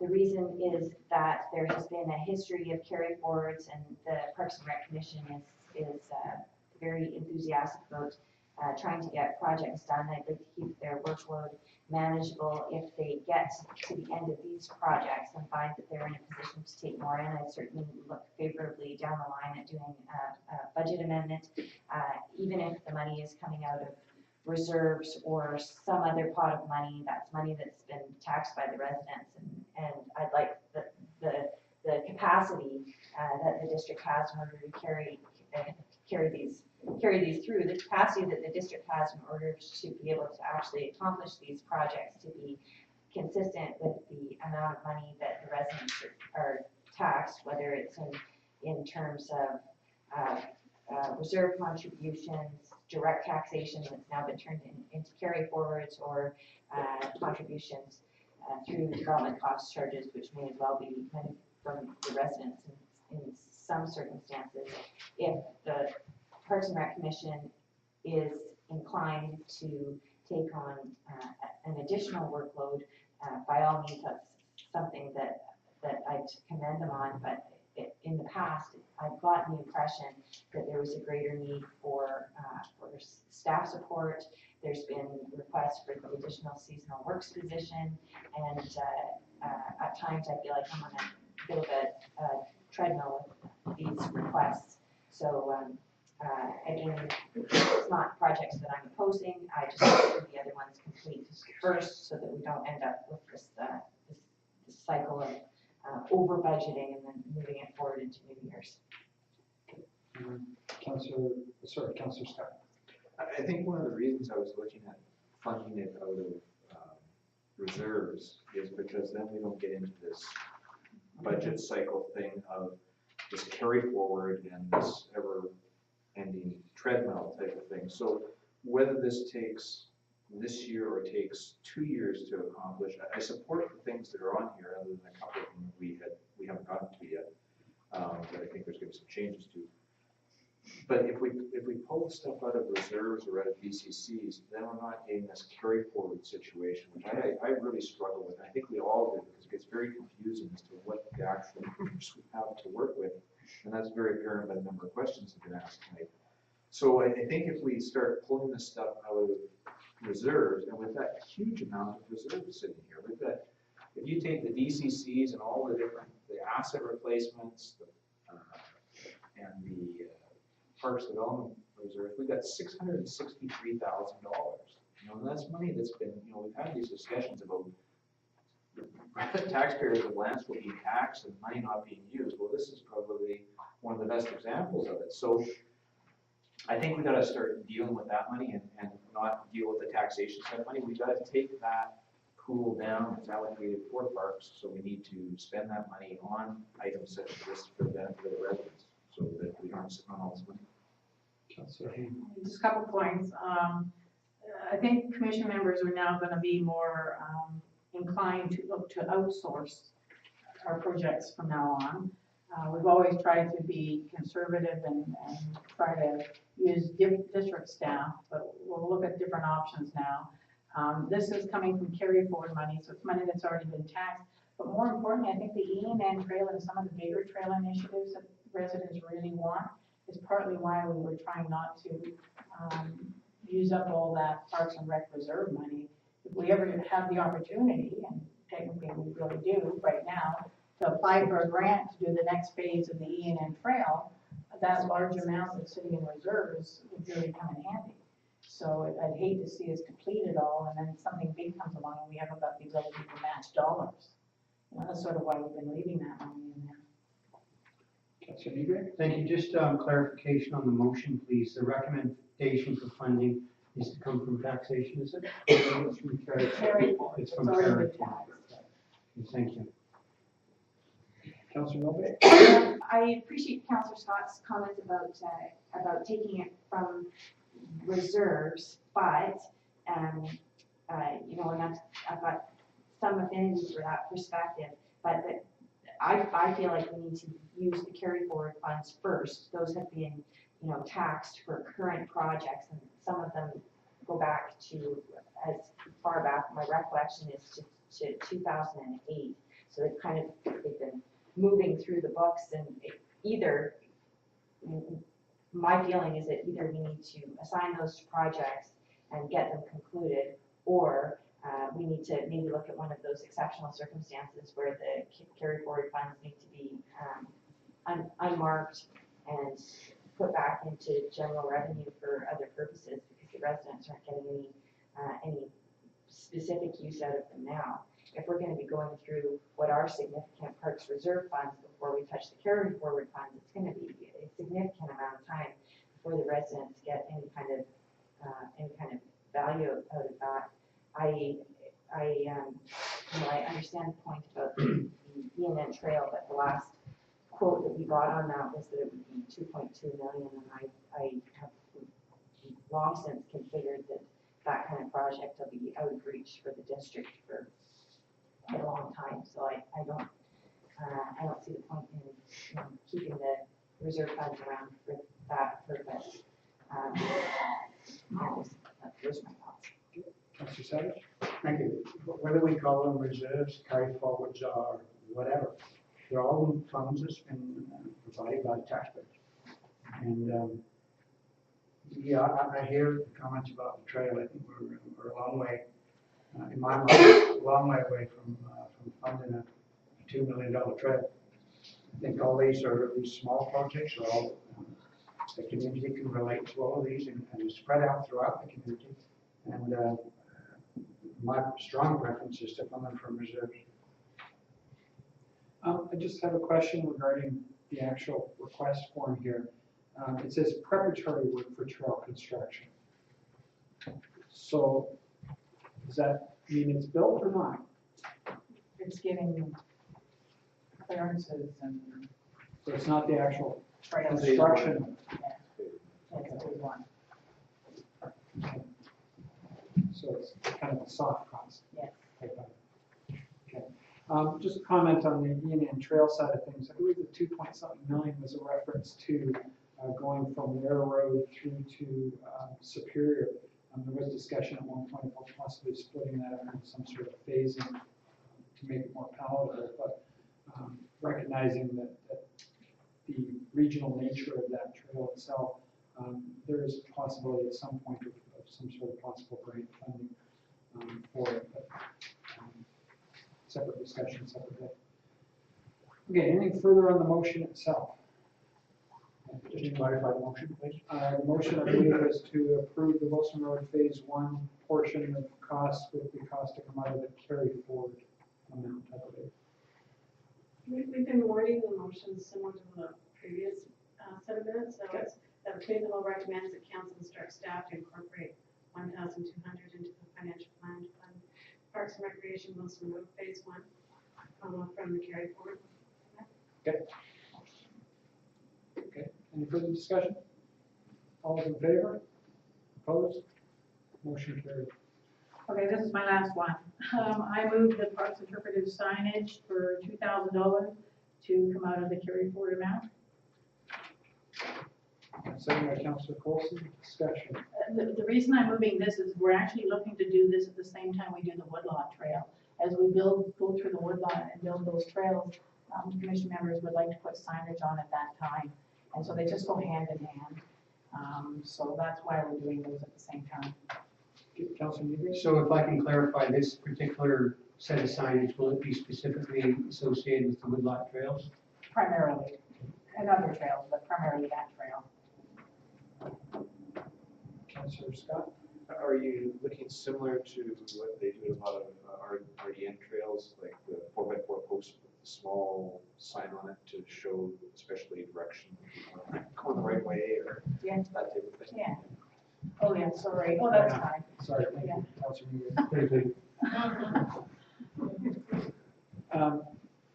One thing I've always liked to see on trails is distance markers. Yeah. Yeah, the distance and that you put on the trail, yeah. Okay. Further discussion on the item? What was the finance response? Carry forward. Any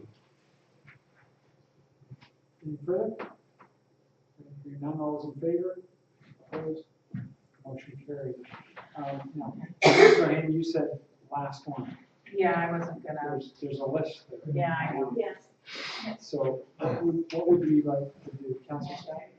Just a question, then. I think the Jacks Road, when we talked about that potentially could be road maintenance, we talked about the waterfront protection initiative, that really that's not probably belonging to parks, that was some of the discussion. I would agree with that, and I think we brought up also that one road, that there's a potential in the future subdivisions for that to happen, so that maybe we could leave that one for now, plus it's number 10 on the list. The only thing I would like to just speak to is the public information re parks and trails map. And I think that's a great initiative. I don't know how this budget number was derived, but I think having, I spent quite a bit of time in the foothills and other areas, and I constantly run into people that they don't know exactly where they are, or they ask for directions, stuff like that.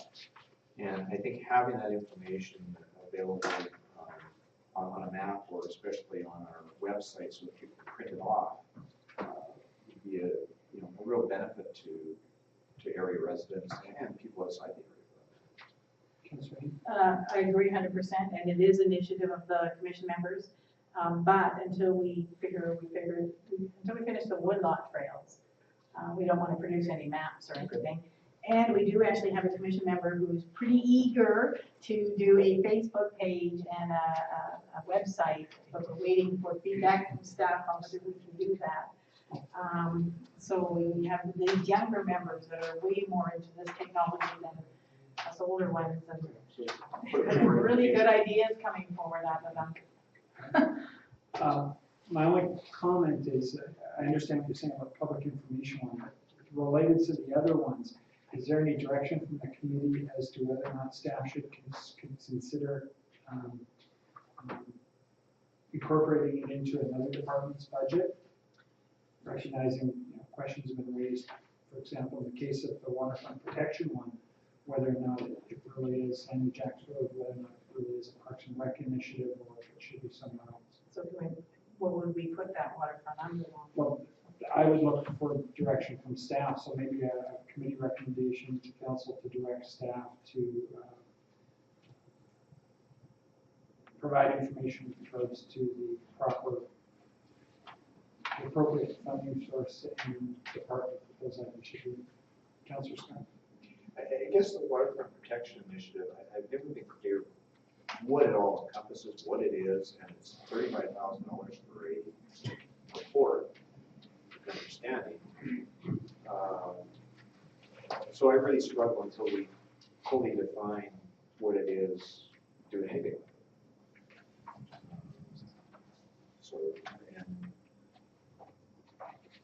Okay, I mean, we can these things just drop out, Tyler? Sorry, I was just gonna comment, in the Parks, Trails, and Recreation Plan that was included in your orientation binders, that's initially where that waterfront protection initiative is identified. And it was done when we had retained the services of Harriet Rubenberg prior to her being a member of council.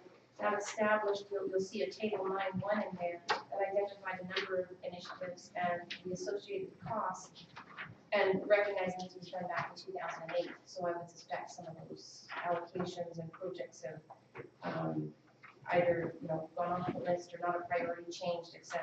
as the Parks and Rec Commission has moved forward. So in that document, it talks about what the waterfront project initiative was to entail. Now, further to that, Jenna might want to comment, given that these were funds that have been previously taxed to pay for that waterfront initiative project. Right, so those amounts are included in the carry forward amounts that were allocated to these amounts, totaling the 35,000 that's noted. And so, in theory, if we were to put it in another department, whether that's transportation services, whatever it is, I think that it would be fair to carry over the carry forward to go with that, because that's where those funds were originally identified. So that's one option. Councillor Scott? I guess just two things, and that's, I think, a whole separate discussion, but just with the waterfront protection initiative, I haven't read in depth the Parks plan. I've looked through it and looked at the highlights of it and that. But I guess to me, it was even stepping beyond what the Parks and Recreation side of things, we had a little bit of discussion on earlier, was getting into environmental issues that may be a little beyond the scope of the Parks and Recreation Commission. But I think also there's some discussion that we were going to borrow some stuff from Polycom. So I think until we see what Polycom has produced and whether we can borrow anything or repackage it or whatever, I would like to sort of leave it sit personally. Yeah, and certainly that's council's or committee's prerogative if nobody wants to make any sort of motion directly. Okay, hearing none, let's move on to the next area, which is the waterworks side. Yeah, could I just have one general comment from me about the way we're looking at the Parks and Rec budget? I think we could have a good discussion on this. I favor an idea of actually allowing the commission the budget and letting them proceed with the budget. The very term of a commission, as opposed to a committee, it involves, God gives them the authority to spend money. And, I think, we spend a lot of time here cherry picking, this project and that. I think we, in future, we should think about allocating a certain amount of funds to the commission. They decide what they're going to do. They provide the council with a yearly game plan, and let them go ahead and do the work. That's my preference, and I think I'd like to think we could think about that in the future. I think it is. I've not polled every community, but I think it is somewhat unusual that a commission doesn't have a budget. Okay. Any further? Good comment. So under waterworks, probably take about 5 minutes. It's related to something like $1.2 million, so I'm sure it'll be quick. The replacement of the Old Road Reservoir. So in terms of it, the idea is that some planning be done, engineering planning, et cetera, for 2015 and balance expected to be in 2016. So it's Councilor Scott. Committee. I think one of the challenges we have here is funding. Another challenge, of course, is this reservoir has been at the end of its life for a long, long time, and I'm certainly not comfortable with it sitting there, because I think we're fully exposed, and that it's been identified for many, many years that it's an unsafe reservoir. And if the reservoir ever collapsed for whatever reason, we wouldn't have water upper pressure. So I think we have to be planning to replace it. There's also some real unknowns as to what's going to happen with the foothills, because the existing memorandum of understanding talks about them putting a reservoir in that's going to supply that, potentially that pressure zone. We also have the study taking place right now that's going to potentially determine what the quantities of water we need in a reservoir for that upper zone, and looking at things like the Bins area and the other areas in Upper Landsville as well. So we got a lot of balls up in the air. The actual construction's not till 2016 potentially, so we don't have enough information, but I think we have to give staff some authority to have some money to spend to look at some of the potential engineering options in case the foothills does not proceed, and in case some of these other things don't come together, that we have some alternate direction that we can go in. We have to do something at some point in time. It's not something we can just let sit and sit and sit forever, because that's what's been happening. It has to be dealt with. So we may be doing a little bit of duplication. We may be spending a tiny bit of money that in the end we didn't have to spend, but I think we got to go forward some way, shape, or form on this. And I guess I'm looking towards staff to do what they feel is best and allocate some funds to do that. I don't have any other answers. Is that a motion? I will make a motion that we move forward with that for $100,000 for this year for the reservoir, upper pressure zone replacement to the road reservoir. Second by Councilor Negri. Discussion on the motion. Councilor Coulson. Through to staff. So what level of engineering was that $100,000 for? Cost 10, cost 20? Like, what level of detail? Yeah, you're probably looking at probably a class 10. What we're looking at for overall, just so council or the committee is aware that I'm not looking at doing anything with this probably until late September, early October, just to get a feel of where everything's going with the foothills and where that's at. So in order to do the engineering and whatnot for next year, that would give us adequate time to prepare the engineering drawings and get set for tender for next year, if that's the case. So is this enough for the total detailed engineering? More than likely.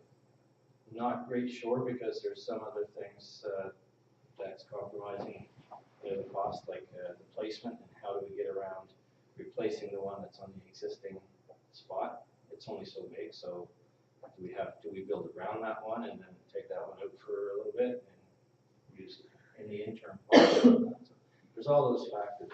It's really difficult to say that that's going to be the exact amount. Right, because where I was curious is, like, based on Councilor Scott's comments, we're, in my opinion, nowhere close to being able to do a class 10 estimate, because we don't know the location, the design standards, the targets we're using. What we're doing, we're kind of back at feasibility study now, identifying placement options, potential size based on potential outcomes. So that's a completely different animal. And feasibility study should be quite a bit cheaper than $100,000. So, you know, depending on what path we want to go there, it affects the bottom line. Councillor Scott? It is coming out of, if my understanding is correct, it is coming out of reserves. Yeah, no, but $100,000 is for a class 10 study. That's a lot more detailed engineering than like a feasibility study, which would be 30% of that. If it would combine with that, like what we would do is initially we would look at placement. If we can't put it there in that one spot, we look at other places and bring that back to council before we make any other decision after that. So it's a step-by-step process basically to get to the class 10. So have we done a feasibility study previously on? There was a brief, it wasn't so much a study, but more of a look at in 2006, I believe. At the same time, we built the new reservoir. So at that time, there was a look at an indication of where it could go and some of the options. And some of those options were actually up in the foothills. So one over on the fingers. But it always entailed other properties. So what we have. Right. Councillor Negre? Thank you. Yeah, this seems to be a very important project. Replacement of an aging, pivotal piece of infrastructure that through our allowing to remain as it is, exposes the district to very considerable amounts of risk and possibly to our citizens to a great deal of discomfort should it fail. So I very strongly feeling inclined to vote in favor of this time. Councillor Savage? Yeah, I was supporting it as well. I think, you know, this thing as Councillor Niger said about public concern. I mean, if that thing let's go, let's go. If it collapses or if it fails or whatever, there would be a hell of a lot of downstream damage that we'd have to repair them. So, yeah, I think you know, foothills and other stuff is all in the background, but I think we have to keep moving forward. Further discussion? Hearing none. Oh, sorry, Councillor Coulson? Have there been any risk numbers attached to the likelihood of collapse? Not at this present time. Councillor Scott? That's basically where it is on the hill next. No, I realize that, but you know. Just to speak to Councillor Coulson's concern, these reservoirs were designed by a local company in the 1970s, and they're essentially precast concrete panels that are then tabs welded together and then a big plastic bag put inside of them. And the age of the structure was built in the 70s, so you look how old it is, and things like the bag deteriorates. And those tabs, I've taken down one of those reservoirs before, and the thing literally crumbles apart. Right? They're not. I haven't done an actual feasibility study, but I've taken one down and I've seen basically how insecure the structure is. Yeah, and I'm not sure to be clear. I'm not speaking against that something has to be done. To me, it's just premature to be heading down possibly a class 10 engineering route at this time, until council has had a chance to review some of these more strategic items, which would impact placement of it, and also how large it's going to be. You know, if water's going to the wings area, that's going to make a difference to it. That's a big one to me. Fire flows, how broad of fire flow coverage could we get? Water going out to other areas of landfill. Well, these all affect the design of it and ultimately detailed engineering. So I think it's too early. Councillor Scott? I mean, we could always put this off and do a financial update because, as Mr. Spears said, he wasn't looking to do anything potentially to the fall. But much of the things that you've brought up have been happening for 20 years, and that's been pushed out for that long. And at some point in time, you have to say, we're going to have to do something, and because we keep waiting and waiting and waiting, and this inevitable thing of getting resolved seems to be just around the corner. and that corner just seems to be further and further out, and meanwhile, the infrastructure's aging and it's getting ready to collapse. But I'd be prepared to say we wait till September. I don't have a problem with that. I just think that it's something that we have to be very cognizant of and conscious of replacing. I like those suggestions, and the other thing I think too, it would help us identify the other source of funding for 180,000, because that'll be impacted by some of these other strategic discussions we're having. We'll get an idea of what we need and how we're going to pay for it. Councillor Scott. Just a question for the staff. Is there any issues if we did delay that till the end of summer? Well, with funding, as Fred indicated, he wasn't planning to move forward until September, October. And with it coming from reserves, it's not like we would need to draw in money, so. I didn't know if there was anything in between, that you, smaller amounts that you'd need in the interim, or? No. Okay. So right now on the floor is a motion to approve the 100,000. I'll amend the motion. Go for it. Well, actually, I'll just pull the motion from the board. Who's the second round? Councilor Negre. Councillor Negre. And then revisit it in the summertime. Or is there any way we can put that forward Hmm. time to come back? Oh, it's actually, it's a committee recommendation. I don't see what the risk is myself. I mean, the money is in reserve, it's not gonna run away somewhere. And this, gives staff options to, this needs to be done. So, let's identify some funds. If they don't spend it, they don't spend it, doesn't go anywhere. That's true. I'll vote against it. Okay. Councillor Coulson, did you have something additional? I was just going to ask through Fred if, should we have a punch list things from staff through to us to kind of hold our feet to the fire of what we need to decide, so that engineering can go on and design this thing within some degree of comfort. I think we all kind of know what they are, but get it on paper, right? And that way we got a punch list to go through.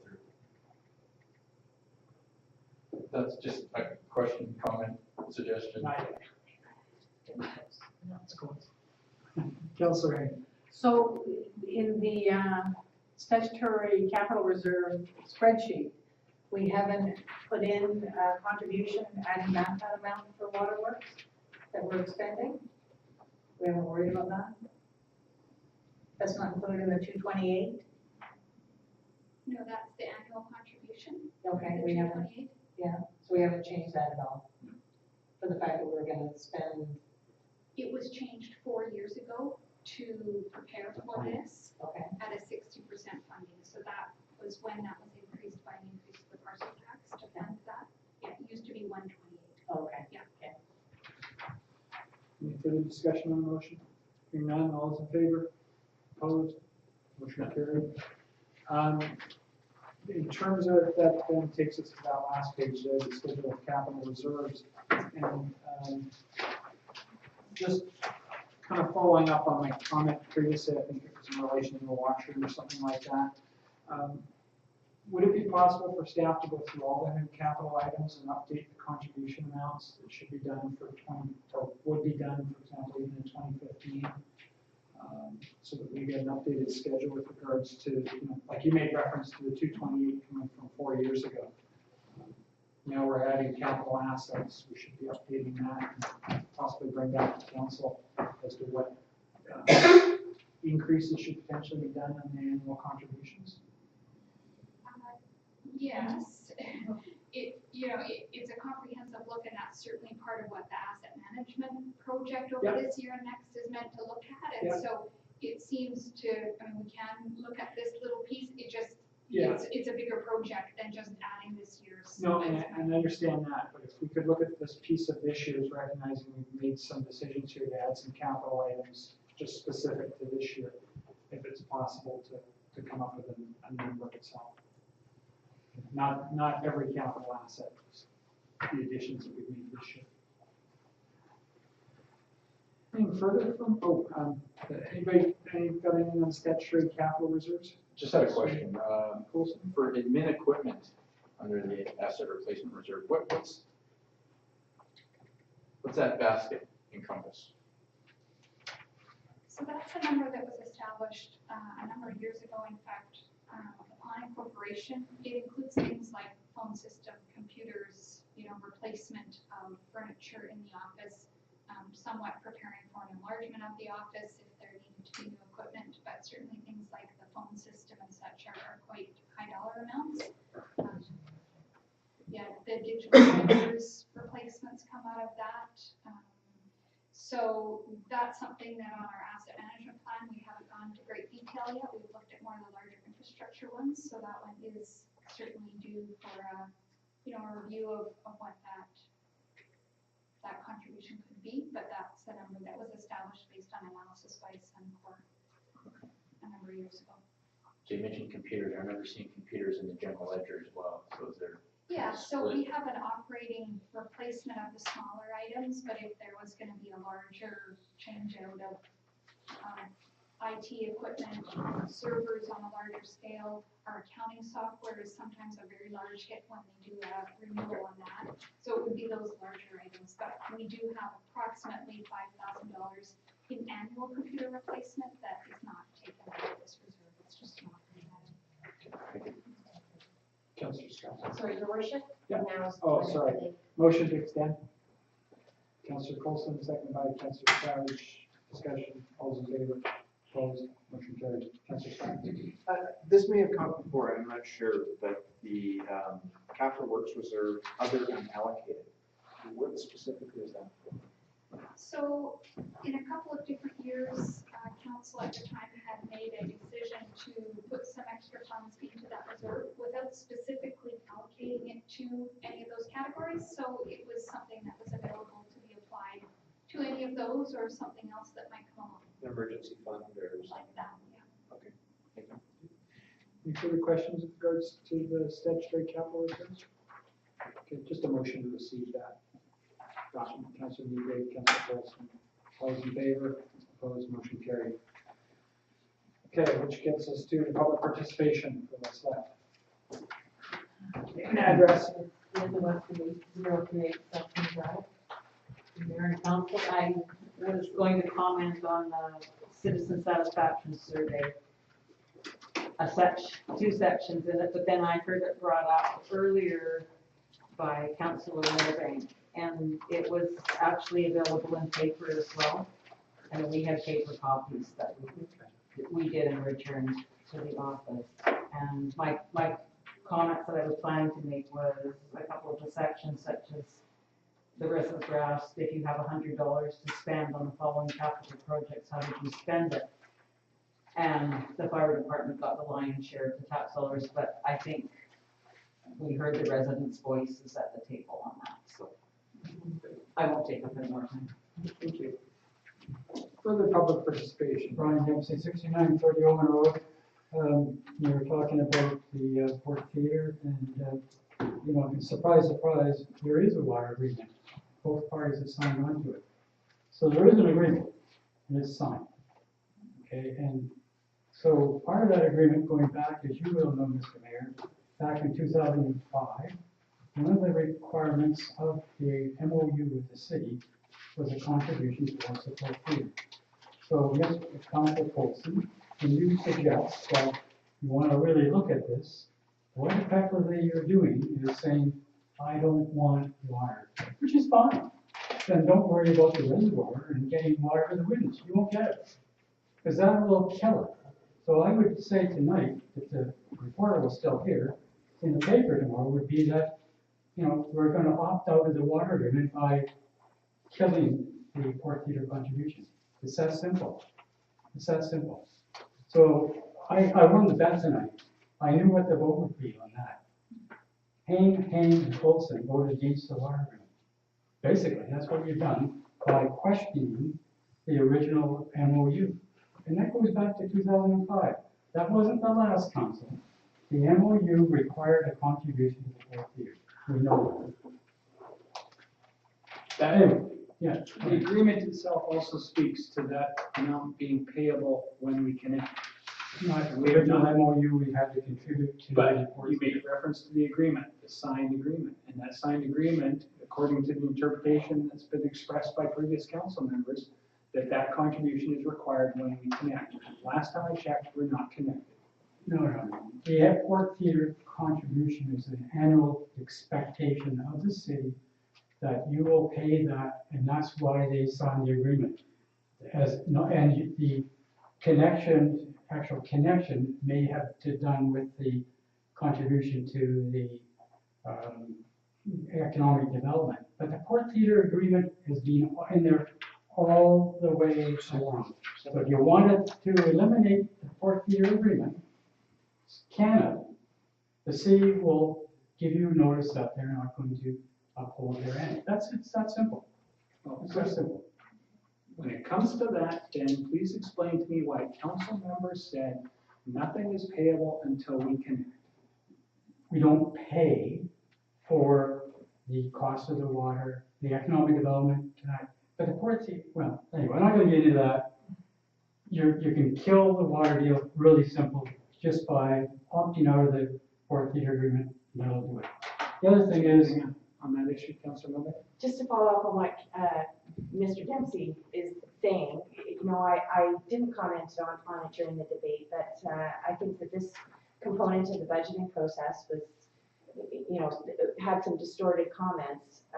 The way that I understand it is that the contribution to the Port Theater, it shows up as a vote of council every year. It is optional, but the MOU does make it clear that that's an expectation, and certainly I see that as, well, there's a relational component to it, although, I stated my reasons for voting for the motion. The obligation to pay is not triggered until we connect. So that is my understanding of the agreement. I believe that's what was discussed at the council table when you were a councillor. But, there are some other interests in making the $9,000 contribution, and I'd really like to avoid those kind of charged and easily distorted conversations. As it is, we have an option to pay to contribute to the Port Theater. I think there's a value to the community, and I stated my reasons for voting for it. If I might ask you, Councilor Milbank, what was distorted? The statement, the inference that council members said that we were not going to contribute to the Port Theater. It wasn't an inference, it was a fact. It was a part of the election. Members that were running for council said that we will not pay until we connect. I had a different interpretation of how that discussion transpired. Perhaps Councillor Dempsey did, or Mr. Dempsey did as well. It sounded like he did. But I think it's in some of the Councilor platforms. King. it's still public participation, so one more participation. Yeah. I kind of chuckle. It's fun being out here actually listening to this. Okay, we're not going to spend $9,000, but we're just going to spend $9,000 buying some iPads, which you congratulate yourself by taking it out of this fund. I question the point of the iPads being that great. I listened to Councillor Egray say at a fire scene in the forest how great it was. I'll question Councillor Egray how much training he had and how to use that iPad to get the value out of it. Now we've got a brand new fire truck coming, going to spend all kinds of time training on that. You can't stick an iPad on there and expect a volunteer to pick up that iPad and make it work to the value. So there's going to be a lot of training required for the iPad, let alone the truck. And then it's going to sit on that truck for 365 days a year, used maybe once or twice. I think you just bought 3 bedwell pumps. Can I respond? The iPads are $3,500, and actually one of the firemen is in the budget is his time to get it programmed and to train the other firefighters on its use. And he's an integral part of making sure those iPads are functioning to the best of their ability. So I think we're going to get great value out of them. As long as he's here and able to train people forever. Comment was directed to Councillor Egray, so.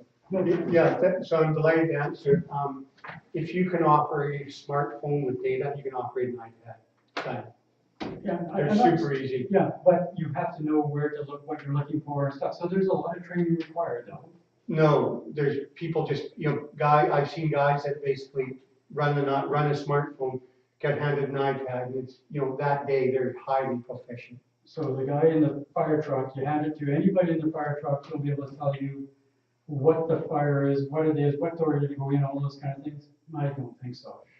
I think it's 3 minutes from the fire hall to most places in Lansdale, 7 on the far end, and we're worried about GPS. Anyway, I just think it's a very expensive item when there's a lot of other better things you could spend the money on personally. But it seems to be there's only so many taxpayers here. We bought a new fire truck, we're talking about washrooms, yeah, it comes on the reserves, there's $400,000 sitting there. Maybe that $400,000 should be distributed, do away with all this money sitting there. It's a hell of a lot of money, and it seems to me that you're avoiding talking about potential growth, because no water won't be any growth. Do you use an iPad? I use a tablet and I switched over to iPad. Yeah, you can use them, but you really need to know when you get into that app how to make that app work. Can you use Microsoft Word? Yeah, I can. But there's so many features of that unless you have that training. But something like a Venza, which is an example of a GPS program that's really useful. If those guys can run Google Earth, and they all can, they can run a Venza. But there's training, but they've already got the prerequisite training. Debate here. So, okay. Mr. West. Carlos, 803 something. Just a follow-up on Brian's comment. When we had the emergency water hookup, did we actually hook up? No. Tested. I think it's connected with a closed valve. Yeah. So it's not actually active. Okay. It's for emergencies, so it's off unless there's an emergency. That was the $9,000 on the MOU. I was complaining that I thought we were being blackmailed by Nanaimo to pay $100,000 and contribute $9,000 each year in order for us to actually have this potential hookup. Okay, just staff Am I clarifying. incorrect in that? The agreement with the city of Nanaimo regards to the emergency water connection. Does it stipulate a payment regarding Port Theatre? Yeah. So it's not a condition of that agreement. Oh, good. I've been bitching about that for ages. Okay, anything further? Okay, motion to adjourn. Sorry, so we're having an additional committee of the whole meeting? Staff. We're gonna have to look at the schedule calendar and determine Sorry, again, just in my list. So there was a couple of items in the general ledger that I wanted to talk about and ask questions. So. Will that be the next meeting? Yeah, as long as there's time for that. Motion to adjourn, Councilor Henry, second by Councilor Scott. All those in favor? Opposed? I wonder if we need to make a motion to change our policy on saying we're going to be done by 10:30, because that hasn't been the case at all yet. That's right, that's why we heard that.